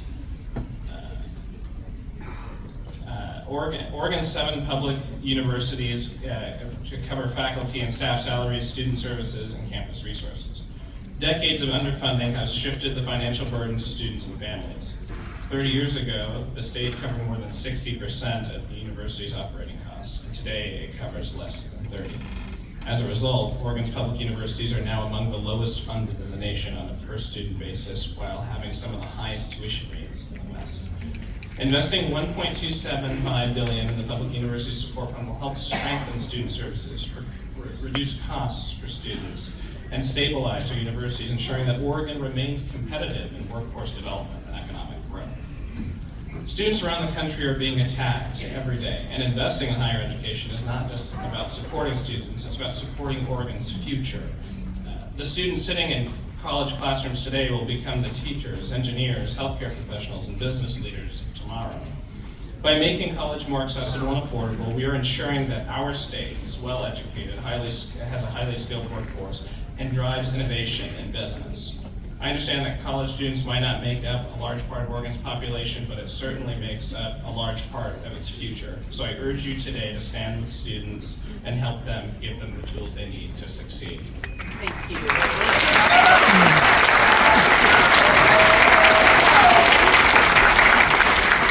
Whoever's on the stairs, come on over. And it should be Cheyenne, Richard, Kevin, and Giovanni. Giovanni's here. Okay? And then, okay, we've got Kim, James, Justice go on the stairs. I'm going to call up, come down to the front, Rita, Harmony, Eric Leggett, and Dawn Desrossi. Okay, all right. Go. Good morning, buenos dias. Co-chairs Lieber and Sanchez and members of the committee. My name is Giovanni Valderas. I use he, him pronouns. I'm here today on behalf of On Point Community Credit Union to express support for the Oregon IDA initiative. An individual development account, or IDA, helps low and moderate income Oregonians achieve goals like buying a home, starting a business, or furthering their education. Savers work hard for their benefits, creating a savings plan and gaining financial education. When savers meet the requirements, a matching funds grant made possible by the state makes all these goals attainable. Since 2008, the IDA program has helped more than 17,000 Oregonians across 35 different counties. The results prove the program's success. 92% of home buyers continue to make on-time mortgage payments 1 year after buying their home. And 72% of participants who use IDA funds to purchase a vehicle report increasing their earnings thanks to reliable transportation. This program doesn't just change lives, it changes our local economies. On Point is proud to support 423 savers through our work with the Portland Housing Center and the Immigrant and Refugee Community Organization. We ask for your leadership to protect this proven path to financial security for thousands of Oregonians. Thank you.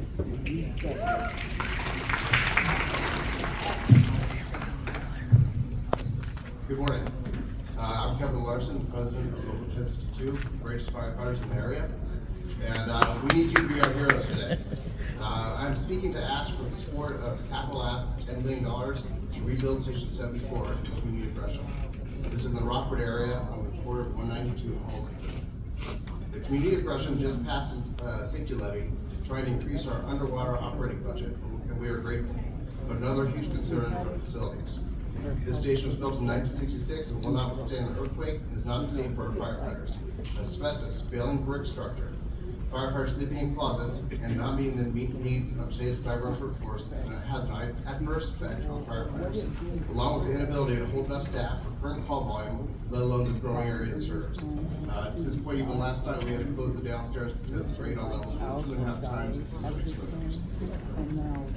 The station has regional impact as it covers a wide breadth of I-84 and railways leading into Portland. It covers large industry like Boeing, microchip, semiconductors, and is in the final approach flight line to PDX, in addition to serving this diverse community of Rockwood.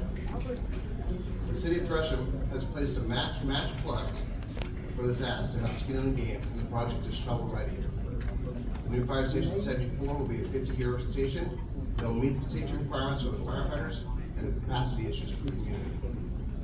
This is the #1 capital priority for us in our area, and we have worked hard to build a coalition of support for this project, to include the City of Gresham, Gresham Firefighters Local 1062, Oregon State Firefighter Council, City of Wood Village, Boeing Industry, Boeing Machinists, and the Gresham Area Chamber of Commerce, to name a few. A fire station is a beacon of safety in the community, and 74 is condemned. Please invest in the safety of the firefighters and the community to help rebuild citizens.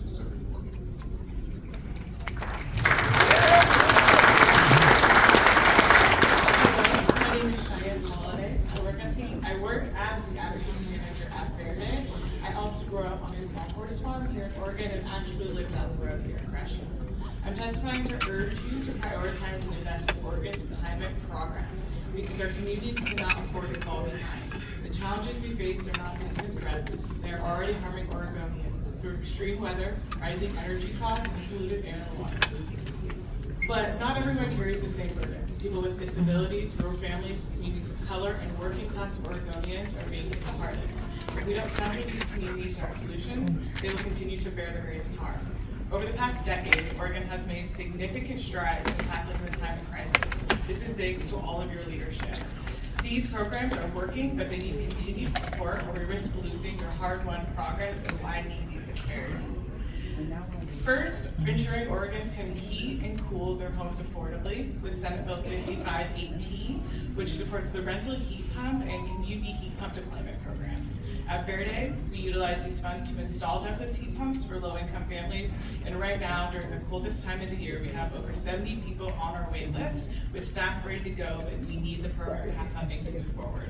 And HB 3081, when we're in these homes, we often see substandard installation and outdated electrical panels. We can improve Oregon's one-stop shop and make it easier for Oregonians to benefit from the current state program. Secondly, I urge you to invest in Oregon's natural resource agencies as well as Oregon's water, specifically supporting HB 3528, the Water Equity Fund. Our communities are facing challenges with aging infrastructure and inadequate investments. It is putting an increasing strain on our water systems. These challenges do not exist in isolation. They are deeply connected to housing stability and public health. The Water Equity Fund has begun already seeing tangible investments, and we hope it creates continued support. Thank you. All right. Okay. Vita, Eric, and Dawn, make your way to the stairs, and then please make your way down to Yolanda Reyes Aguilar, Dawn Shofie, and William Moorhead. Okay. Here we go. Good morning. I'm Michelle McCarty. I live in Portland, Oregon. I'm the Executive Director for Community Alliance of Tenants, Oregon's only statewide tenant-led organization serving the education and interests of low-income tenants. I'm also the co-chair of the Racial Justice Committee, the State of Oregon's Homeless and Housing Committee. And I'm here today to ask you to prioritize protecting Oregonians. We support the elements of the governor's budget recommendation for housing, and we specifically are advocating for supporting the $173.2 million for housing and homelessness prevention resources. As this housing crisis continues, and while we're waiting for the supply to catch up with the demand, it's critical that we maintain a focus on prevention of homelessness and services that protect housing stability. And we also want to preserve the maintenance and effort levels of programs providing these services. Emergency rental assistance funds are a proven and effective tool to prevent homelessness. Those funds are running out, and we and others urge you to replenish these funds that are distributed by community action agencies and community-based and culturally specific programs across the state. We also urge you to support the homelessness prevention services that support housing navigation services, tenant education and outreach, legal services, tenant support, eviction prevention, and rapid rehousing services. This year's eviction data illustrates the need. There are over 2,000 evictions happening monthly in Oregon. This is the highest level of evictions that Oregon has ever experienced, and we do not see the trend slowing. Those who are displaced by eviction are unlikely to be able to find housing that they can afford or rent assistance, so the cost of housing is becoming the leading cause of homelessness, and homelessness is a growing possibility for many households. Thank you.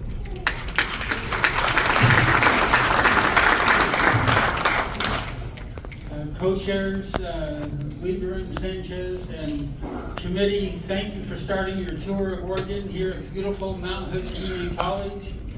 And I'd like to say 45 years ago, I became a student at Mount Hood Community College. And Can you just remind us of your name? oh, I'm sorry, I'm James Simmons. Fantastic. Sorry. And a little nervous here, I don't know why. Small crowd. And anyway, 45 years ago, I started here at Mount Hood Community College in the horticulture program. Had my own landscaping business for 8 years, and there's too many other details, but now I am here to support House Bill 5006 and asking your support for that, to support the bargaining efforts of the state workers. I'm a state worker. I work at Department of Revenue. I send out tax bills to people, and that sounds like a bad job, but it's a great job because I get to help people out. I get, just like all state workers in all the counties in Oregon, from Coos County in the southwest to the Baker County on the other corner. As you know, in all of your areas, state workers offer hope and support to Oregonians.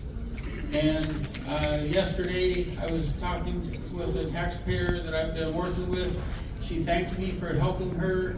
She said, I didn't think I'd ever want to talk to a tax person. You helped me a lot. And she said, I hope I never talk to you again. But just like me, we all take pride in our work. We love the Oregonians we serve, and we need your support. HB 5006. Thank you.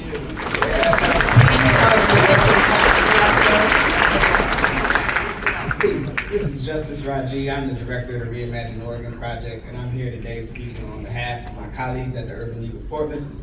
The Urban League of Portland's empowerment program has served thousands of Oregonians to find housing stabilization, rapid rehousing, wraparound services that include retention-focused case management, workforce training, health access to health and services programs, senior services and social connections for seniors, public health connections, youth and family program supports, financial education, and the invaluable resource of people in your community that care about you and will respond to your needs wherever you are. In addition, the Urban League of Portland has been a great partner across the state, connecting with anyone that's trying to provide these same services so that we can have the most effective programs, not just in Oregon, but in the country.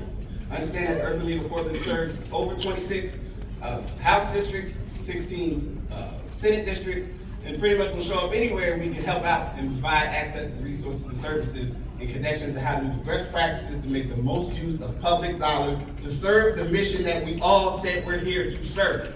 And help Oregonians get the services that they need, find housing, and we know that housing is a direct connection to other services and supports that you have accessible to you. It's not just about dollars or money, it's also about the right people doing the right work, making the right decisions, and asking the right questions to meet the needs of people. So, we have a very simple way to support this work by supporting OHCS's proposed budget. These grants are already in the budget, and we just need to make sure we can continue the work that we've been doing as an agency for over 80 years, but particularly in this case, on some of the most effective programming in our state for the last 5 years, and we want to continue that work in the next biennium. So please ask for your support, and thank you for your time. Thank you.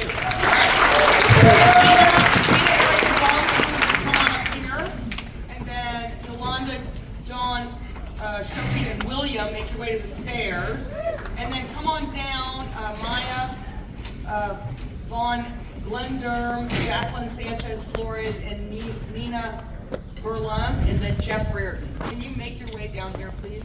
Okay. Well, we said public services is fun, right? It's super fun. All right. Good morning. My name is Eric Lane. I'm the representative of Side Timbers, the Side Timbers Community Project. I'm here to urge your support for $7 million in capital funding for this project. This investment will transform the lives of the families of East County. Our community is currently in crisis. We have over 85,000 school children within a 15-mile radius that lack access to safe, structured, recreational, and educational spaces. Gresham's under 5 population has grown by nearly 60% in the last decade, and it's actually the highest rate in the country. Nearly half of Gresham, the Eastside Timbers Community Center is a solution that meets this crisis. Our 43,000 square foot facility is currently fully permitted and is shovel ready. We'll offer state-of-the-art athletics, facilities, youth mentorship programs, and we've already begun engaging local organizations to partner with community youth programs. This is not just a sports center, it's a hub for community engagement and youth development.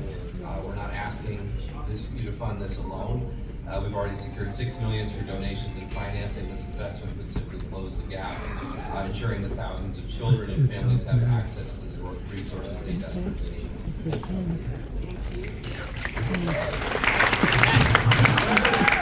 My name is John Debris. I live in Portland, Oregon, and I'm a retired member of the International Longshoremen Warehouse.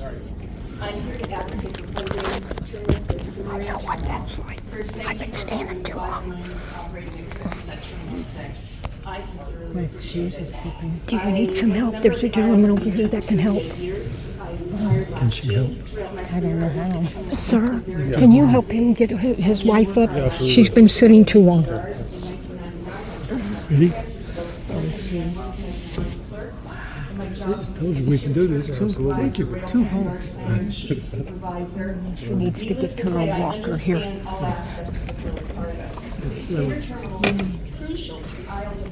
you very much. Is it locked out or? There is a direct correlation Fine, I think. Is it good? Increased Absolutely. container business and growing union membership. Thank you. As Yes, sure. container business expands, so does our membership. This growth brings jobs that provide a living wage and affordable health care. This is why I'm testifying today. I was fortunate to have a job that supported me. I want others in the community to have the same chance. Have a good day. to Thanks, you work too. hard and enjoy a job that provides a comfortable living and take pride in the role of essentials moving through commerce. The container operation at T6 creates more than 1,500 plus jobs throughout the community. I have already mentioned the longshore workers, but many workers benefit from Terminal 6. River pilots, tugboat operators, steamship agents, warehouse workers, trucking companies all benefit from a robust container terminal. The ILWU, Harbor Industrial, I'm going to rough it up. Anyway, we have about 6,000 different companies that come through the port each year. We export 40% of agricultural products. Terminal 6 is a crucial part of Oregon's economy. It creates local jobs and enables businesses across the state to transfer their products to market efficiently. Terminal 6 is an asset to Oregon and our future. And I invite all of you to come to the terminal if you haven't seen it recently for a tour. Okay. It's worth visiting. Thank you so much. Right, come on to the chairs. Maya, Jacqueline, Nina, and Jack, why don't you come on up to the stairs? Over here. Oh, fantastic. Wait, who is it? Hi, this is Hi. Dawn Shoppy. Dawn, okay. Hang on. Hold Dawn. All right. Mark Wright, Miriam Hassan, and Tia Waters, please come down. Oh, there's no R, right? Wight, W-I-G-H-T, Miriam Hassan and Tia Waters, come on down to the front. Right, who's supposed to be up here? Yolanda, Dawn, and William. You know what? Go. So my name is Dawn Shoppy. I'm here today to speak in favor of Tenzi's Law, Senate Bill 538, and to ask you to remove the ban on paying parents as direct care workers of their minor children, so that very many needs children with disabilities can access the Medicaid services they are already entitled to. Oregon has promised these children a way to be served in their homes and communities instead of much more expensive institutional and out-of-home placements. But for more than 10 years, those services have never been able to be fully utilized, sometimes to devastating effects. My son Juno is 10 years old and has had at least 10 different state-funded caregivers of varying quality and dependability in his life. My husband left the workforce to care for Juno full-time with occasional support from a paid caregiver. Juno prefers that his parents bathe and diaper him, take him to medical and therapy appointments, and administer his medication rather than the revolving door of strangers the state pays to care for his additional needs. By refusing to recognize parents of minors as part of the home care workforce, the state is making it harder for children to get the support they need and are entitled to. My son has been deemed to qualify for 284 hours of paid care per month by the state. We're only able to fill less than half of those hours by any person over the age of 18 who has no felonies on their record and who is not one of his parents. This isn't about politics, it's about common sense. Paying parents for the care work they do in lieu of their own careers is a simple, cost-effective solution to many problems. It ensures children receive consistent, high-quality care from the people who know them best and stabilizes families in their own homes. We know this works. During the temporary COVID-19 allowance, when Oregon agreed to pay parents of minor disabled children for this work, families reported that their disabled children were healthier, happier, and making progress. The stability and continuity of care made a real difference. You have the power to make that positive change permanent. Oregon has taken steps in the right direction, but the system remains inefficient and restrictive. We need Tenzi's Law, SB 538, to remove outdated barriers and fulfill our promises to Juno and other children with extraordinary needs.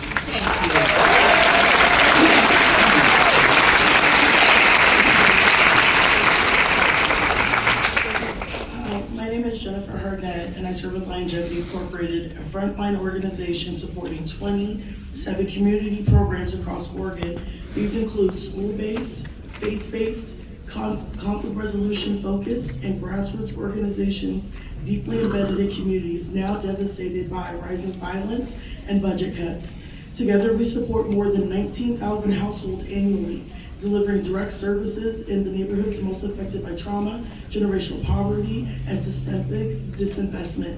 I'm here today not just in support of HB 3004, but in a declaration of an emergency. Deaths from violence are rising, not just gun violence, but all types of violence. I also sit here, I'm going off my script now, to let you know that I am also a victim of violence and also disabled with my right eye and my left because of being a victim of violence, and that's why this is important to me as well. Oregon's in crisis, and it's very intense.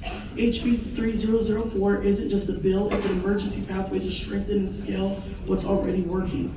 I've worked with youth for over a decade, and I can tell you that many don't see other paths but violence. I think of one young man I mentored who was a creative, full promise and ready to lead, but without safety net of consistent funding, he was forced in to gamble for his survival. Today he's incarcerated, and the cost of that is his family of 8 is now facing homelessness, locked in a cycle of trauma with no way forward. I've also seen what happens when we do invest. A young woman who I've mentored and had her brother lost to gun violence was spiraling, her home consumed by grief. Because of government funding we were collectively received in 22-23, she was able to access wraparound services, mentorship, and able to heal. Now today she is a prestigious college student at Oregon State University, preparing to become a defender of law. This is what happens when we fund hope before failure becomes inevitable. We know prevention works, and this is why we're asking for the investment in this. Thank you. Thank you so much.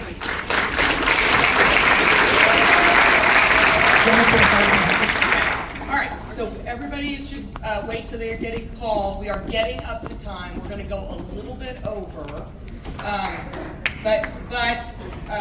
So we've got Maya, Jacqueline, Nina, and Jeff. I think if there's 4 of you, come on up. Or if there's 3.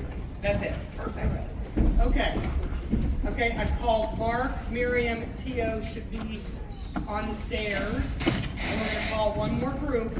Alexis, Alberti, Susan, Drew, Cody, Sullivan. Please make your way down to the front. Go. Hi, I'm Nina. I'm a teacher here at Mountain Head Start. Yep. I'm a teacher here at Mountain Hood Community Head Start, and I'm here today about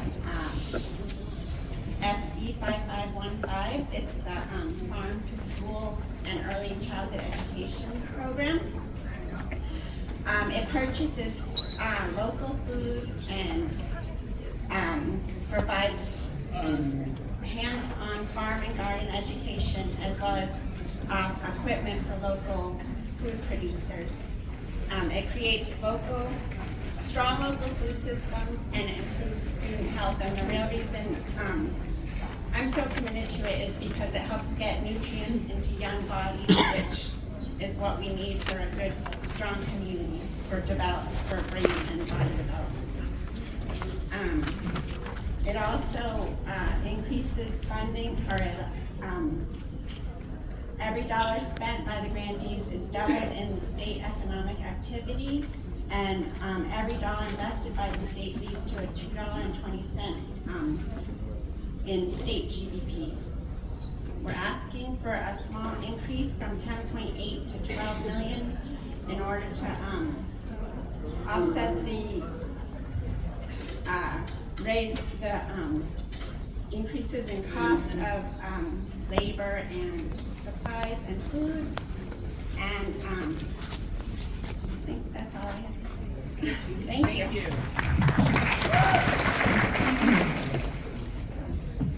Good morning. I'm former State Representative Jeff Reardon, speaking today in support of the Community College Support Fund request for $920 million.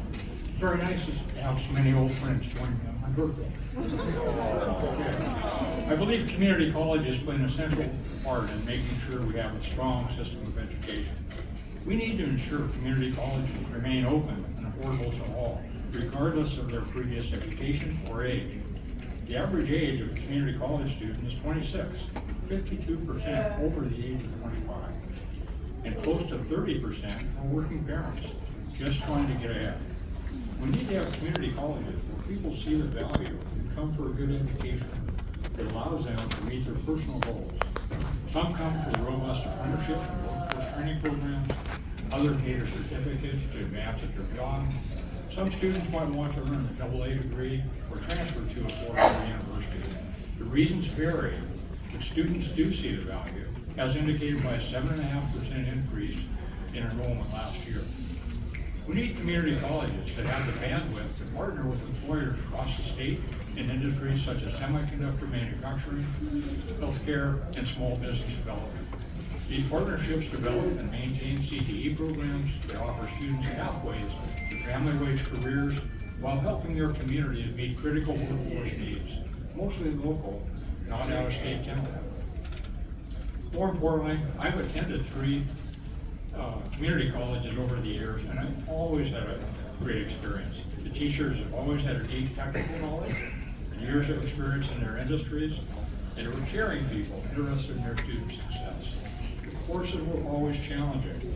I definitely got my money's worth. And I was there with other adults who had similar needs and drives. We learned from each other. Ever since I took my first community college classes at this very campus 50 years ago, I've always known I could count on community colleges to provide a challenging, relevant learning experience. Now the question is, can we count on you?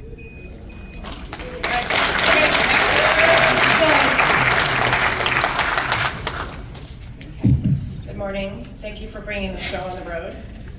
We have a house full of power voices, so I'm going to try to get through this. My name is Maya Pueo Van Gelderen. I'm a community organizer and public school advocate, a small business owner, and I also substitute for PPS, and I teach Sun School for SEI. And I'm on year 8 of volunteering in our schools for sometimes up to 20 hours a week. Every year we see bigger and bigger needs with our kids. We also see more and more requirements of our teachers and building staff, while also seeing more and more cuts. We are working with the bare bones and facing more and more cuts next year, cuts that will likely be permanent if we continue to only fund to current service levels. Oregon schools are $22 billion underfunded because we have never funded to QEM. The recent AERS report came back and said that QEM isn't even enough to get Oregon kids back on track. We keep showing up at the bottom of the list in education across the country, and the excuse we get is that our funding is higher than many states, so we should just simply spend wiser. But we are also the 13th most expensive state to live in, so we're not talking apples to apples. This isn't only about the wisdom in our spending decisions, it's about the insufficient funding. Because I spend so much time in the school buildings and talking with teachers and parents across the district, I know what is happening in our buildings and know that funding is what we need to fix these issues. We simply need more humans in the buildings with our kids. proposal to fund to current service levels, while maybe a record number, is misleading. By only funding Oregon schools to current service levels, we will see cuts that will likely be permanent. We will see beloved staff leave the profession. We will see children faced with an unstable learning environment because many of the people they've grown to trust in the school buildings will no longer be there. We will say, when we say we are funding to current service levels, it is misleading. The proper term should be current funding levels, because there will be nothing current about the levels at which our buildings will be staffed. Thank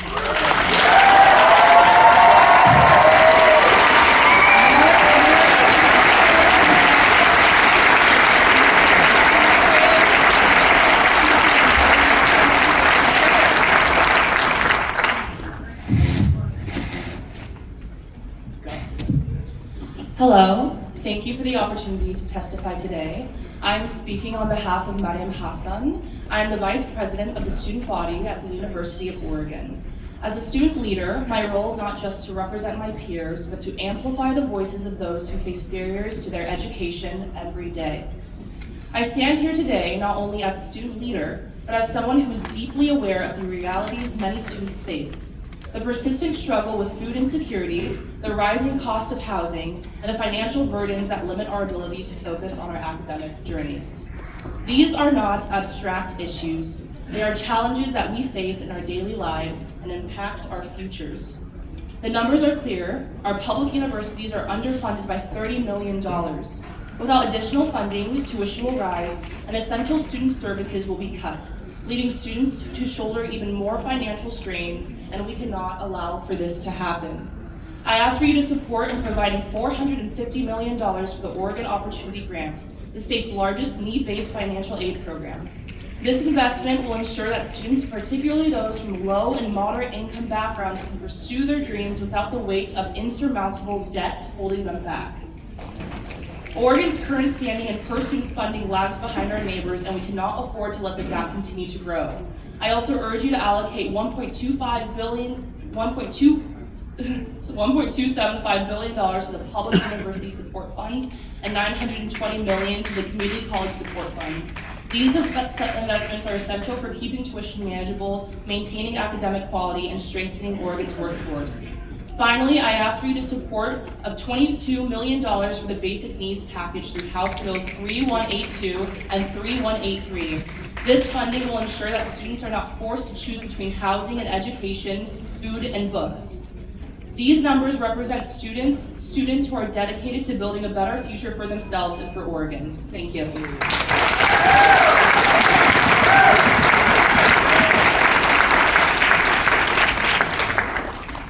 Good afternoon, my name is Mark Ryan White. I work for Portland State University Foundation, where I support the administration of scholarships. I see firsthand the impact financial aid has on students, helping them stay in school, complete their degrees, and pursue careers that bolster Oregon's economy.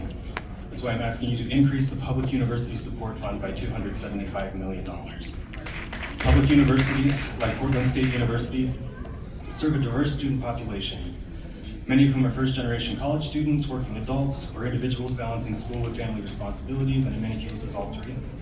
Yet state funding for higher education has not kept pace with rising costs. As has been said already, Oregon invests significantly less per student than neighboring states, forcing universities to raise tuition and leaving many students struggling to afford their education. Even with scholarships, a majority of which do not cover the whole cost of in-state tuition and fees, much less other educational costs and living expenses. Additionally, scholarships are highly competitive, and many scholarship amounts remain stagnant and become less impactful year over year in the face of rising tuition and living costs. A $275 million increase in funding would make a meaningful difference by keeping tuition more affordable, so fewer students are priced out of earning a degree, preserving critical student support services like advising, emergency aid, and career development that help students stay on track, ensuring high quality education by recruiting, and maintaining distinguished faculty and maintaining competitive programs that align with Oregon's workforce needs. I regularly see that scholarships alone are not enough to close the affordability gap. On a personal note, I am here today because I believe investment in education is an investment in the future of our democracy, which is in crisis. The future of federal funding notwithstanding, I urge you to support this critical funding increase for Oregon's future and for the future of the United States of America. Thank you for your time and consideration. Co-chairs, vice chairs, and members of the committee. For the record, my name is Tio Ramirez. My social handle is Tio Waters, so that's the confusion. I invite you all to give me a follow. And I'm an alumni of College Possible. Thank you for the opportunity to speak today in support of House Bill 2997. Today I will share with you my college journey and the massive impact College Possible had on my access and success in college. During my sophomore year at Gresham High School, I was introduced to the College Possible program as a first-gen student. I was very interested in higher education, but I had no idea what the process was. So I eagerly joined the program and began taking my first steps towards college. With the guidance of my College Possible coach, I prepared for the ACT, filled out my college applications, and found scholarships. My coach, Paige, even encouraged me to do the Oregon Business Academy, a week-long program at the University of Oregon that helped me discover my passion for business. My coach's support and guidance helped me successfully pursue a degree in social entrepreneurship at Warner Pacific University. I was able to not only accomplish my goal of graduating college, but I graduated a full year early and with honors. Now I'm the Community Engagement Coordinator at the City of Gresham, where I primarily build relationships with community-based organizations, manage the city's volunteer program, and oversee the Youth Advisory Council as a staff advisor. Outside of work, I am pursuing a master's degree in business administration at Portland State University. I hope to expand my business knowledge and bring new skills back to my work in public service. As a first-generation graduate, I know just how crucial it is to have the right resources and support in place. College Possible has been an instrumental part of my journey. It provided me with the support and experience I needed to go after my academic interests, obtain a bachelor's degree, and now the confidence to pursue a master's degree. Thank you for the opportunity to share my story with you today and considering supporting House Bill 2997. Thank you. Thank you. All right.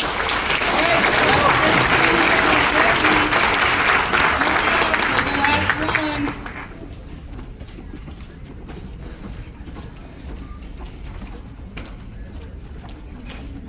Oh, we got 4. Perfect. We got 4 chairs. Fantastic. We'll squeeze you guys in.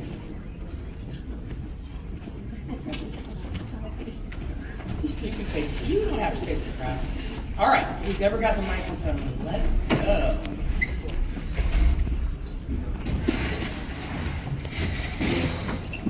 Yeah, go ahead. I'm good. Good afternoon. My name is Alexis Alberti, and I'm the Division Director for Multnomah County Office of Intellectual and Developmental Disabilities. Thank you for the opportunity to provide testimony in support of the Oregon Department of Human Services Community Developmental Disabilities Programs portion of the budget. One of the primary responsibilities for my organization is to provide case management services to individuals who experience an intellectual or developmental disability. In Multnomah County, we provide services to 1/5 of the state's total population of eligible individuals. Case managers for an individual with an intellectual or developmental disability are a lifeline. They help connect people to vital services, including housing, caregivers, and transportation. In the event of an emergency, case managers ensure individuals are able to evacuate and find a safe place to go. Research shows that case management can provide housing stability, promote social inclusion, and self-determination for clients accessing our program and services. Our programs are funded through the Oregon Department of Human Services. And over the past few years, our funding levels have remained relatively flat at 86% of what would be considered full funding. Unfortunately, this has led to increased caseload sizes for our case managers, providing direct services to our enrolled community members, and longer wait times for clients to access the needed evaluations and support services. When CMEs are fully funded, these programs are able to connect enrolled individuals with necessary and life-changing interventions. Turnover is also reduced when we sustain greater workload balance. Thank you for your commitment to protect core services, because that's what we provide to the most vulnerable in our community. We are partnering with other agencies providing case management to the IDD community this session to restore these programs to 100% of federal funding. Such investment would draw down significant federal match and will help to solve many of the staffing issues that our programs are experiencing across the state. We urge you to support this request. Thank you. All right, next. Hello, my name is Susan Drew. I live in Sandy, Oregon, and I'm really nervous. No, you're different. But anyway, I know things retired. Everything else else, but I've been listening to the whole thing, and so many people represent huge groups of people, and I am a hometown. And I don't know how long all of you have been around, but in 1997, I moved back to Oregon, where I grew up, because my brother had passed away and he had to take care of my mother. And I took care of her for about 4 years, and then Oregon passed voters, 63% of voters passed the Oregon Home Care Commission bill, which started this whole ball rolling that made it more possible to take care of their families and their loved ones or other people. And so I had thought I would come out here and resume my composting career, but it just didn't work. And I kept taking care of my mom. She was legally blind. And then as the years went by, you know, and finally somebody said she would qualify for Medicaid. And so she did, and she lived until 2011. And that was a very special time to be together. Anyway, and it saves the state money to have people stay in their homes. The whole idea, I'm sure you know. Home care, I believe, is better than institutional care for a lot of people, not for everybody. But so anyway, and then the union came along, and I've been a dues-paying member. I believe they have made it so much better. If you can imagine how hard it is, sometimes it's very hard to be a caregiver. But it's very hard to be a caregiver when you don't have health insurance and you're not getting paid much and you don't have any retirement money, you don't have this and that. So, oh, I'm almost done. Okay. Anyway, I just want to say we are one person at a time. We make a huge difference to all the people, and I've worked for many people since my mother passed away. And I don't know exactly which bill it is, but DHS needs funding to keep these people having hours so that we can care for them. Thank you. We're going to go out with a bang. Woo! All right. I'm Ann Donica. I'm here with... Bang, bang! My name is Cody Sullivan. In 2018, Cody went viral for becoming the first person in Oregon who experiences Down syndrome to graduate from a four-year university.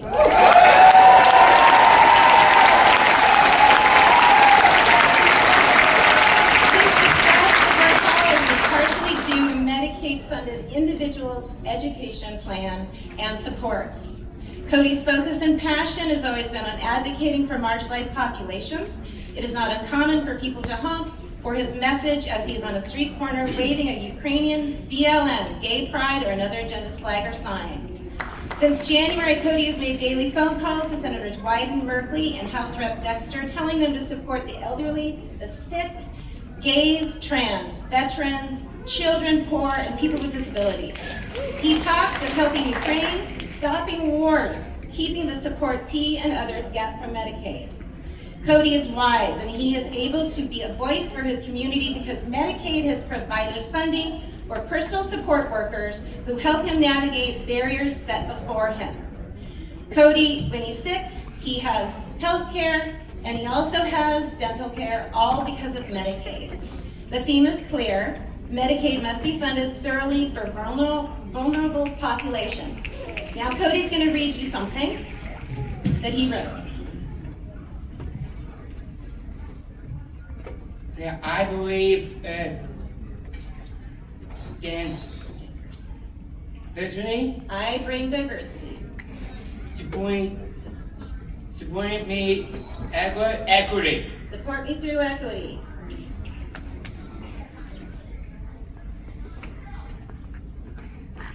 Include me. Include me. I am worthy. I am worthy.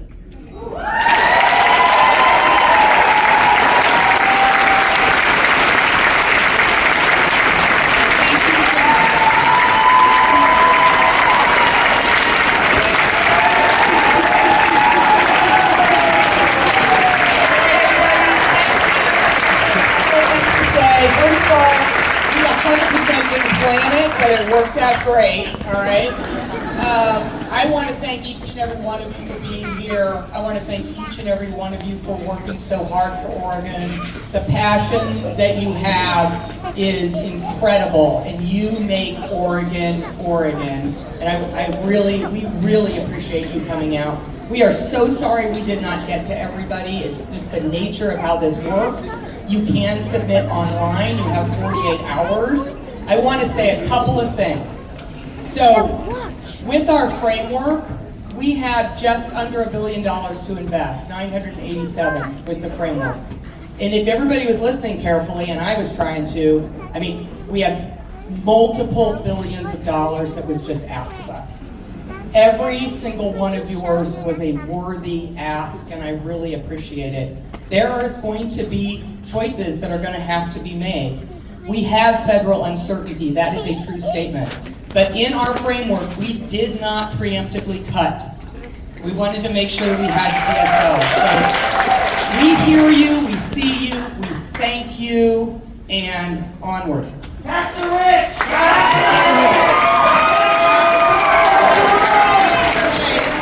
You can be primary! Wait. I'm closing the hearing on the Joint Committee for Ways and Means.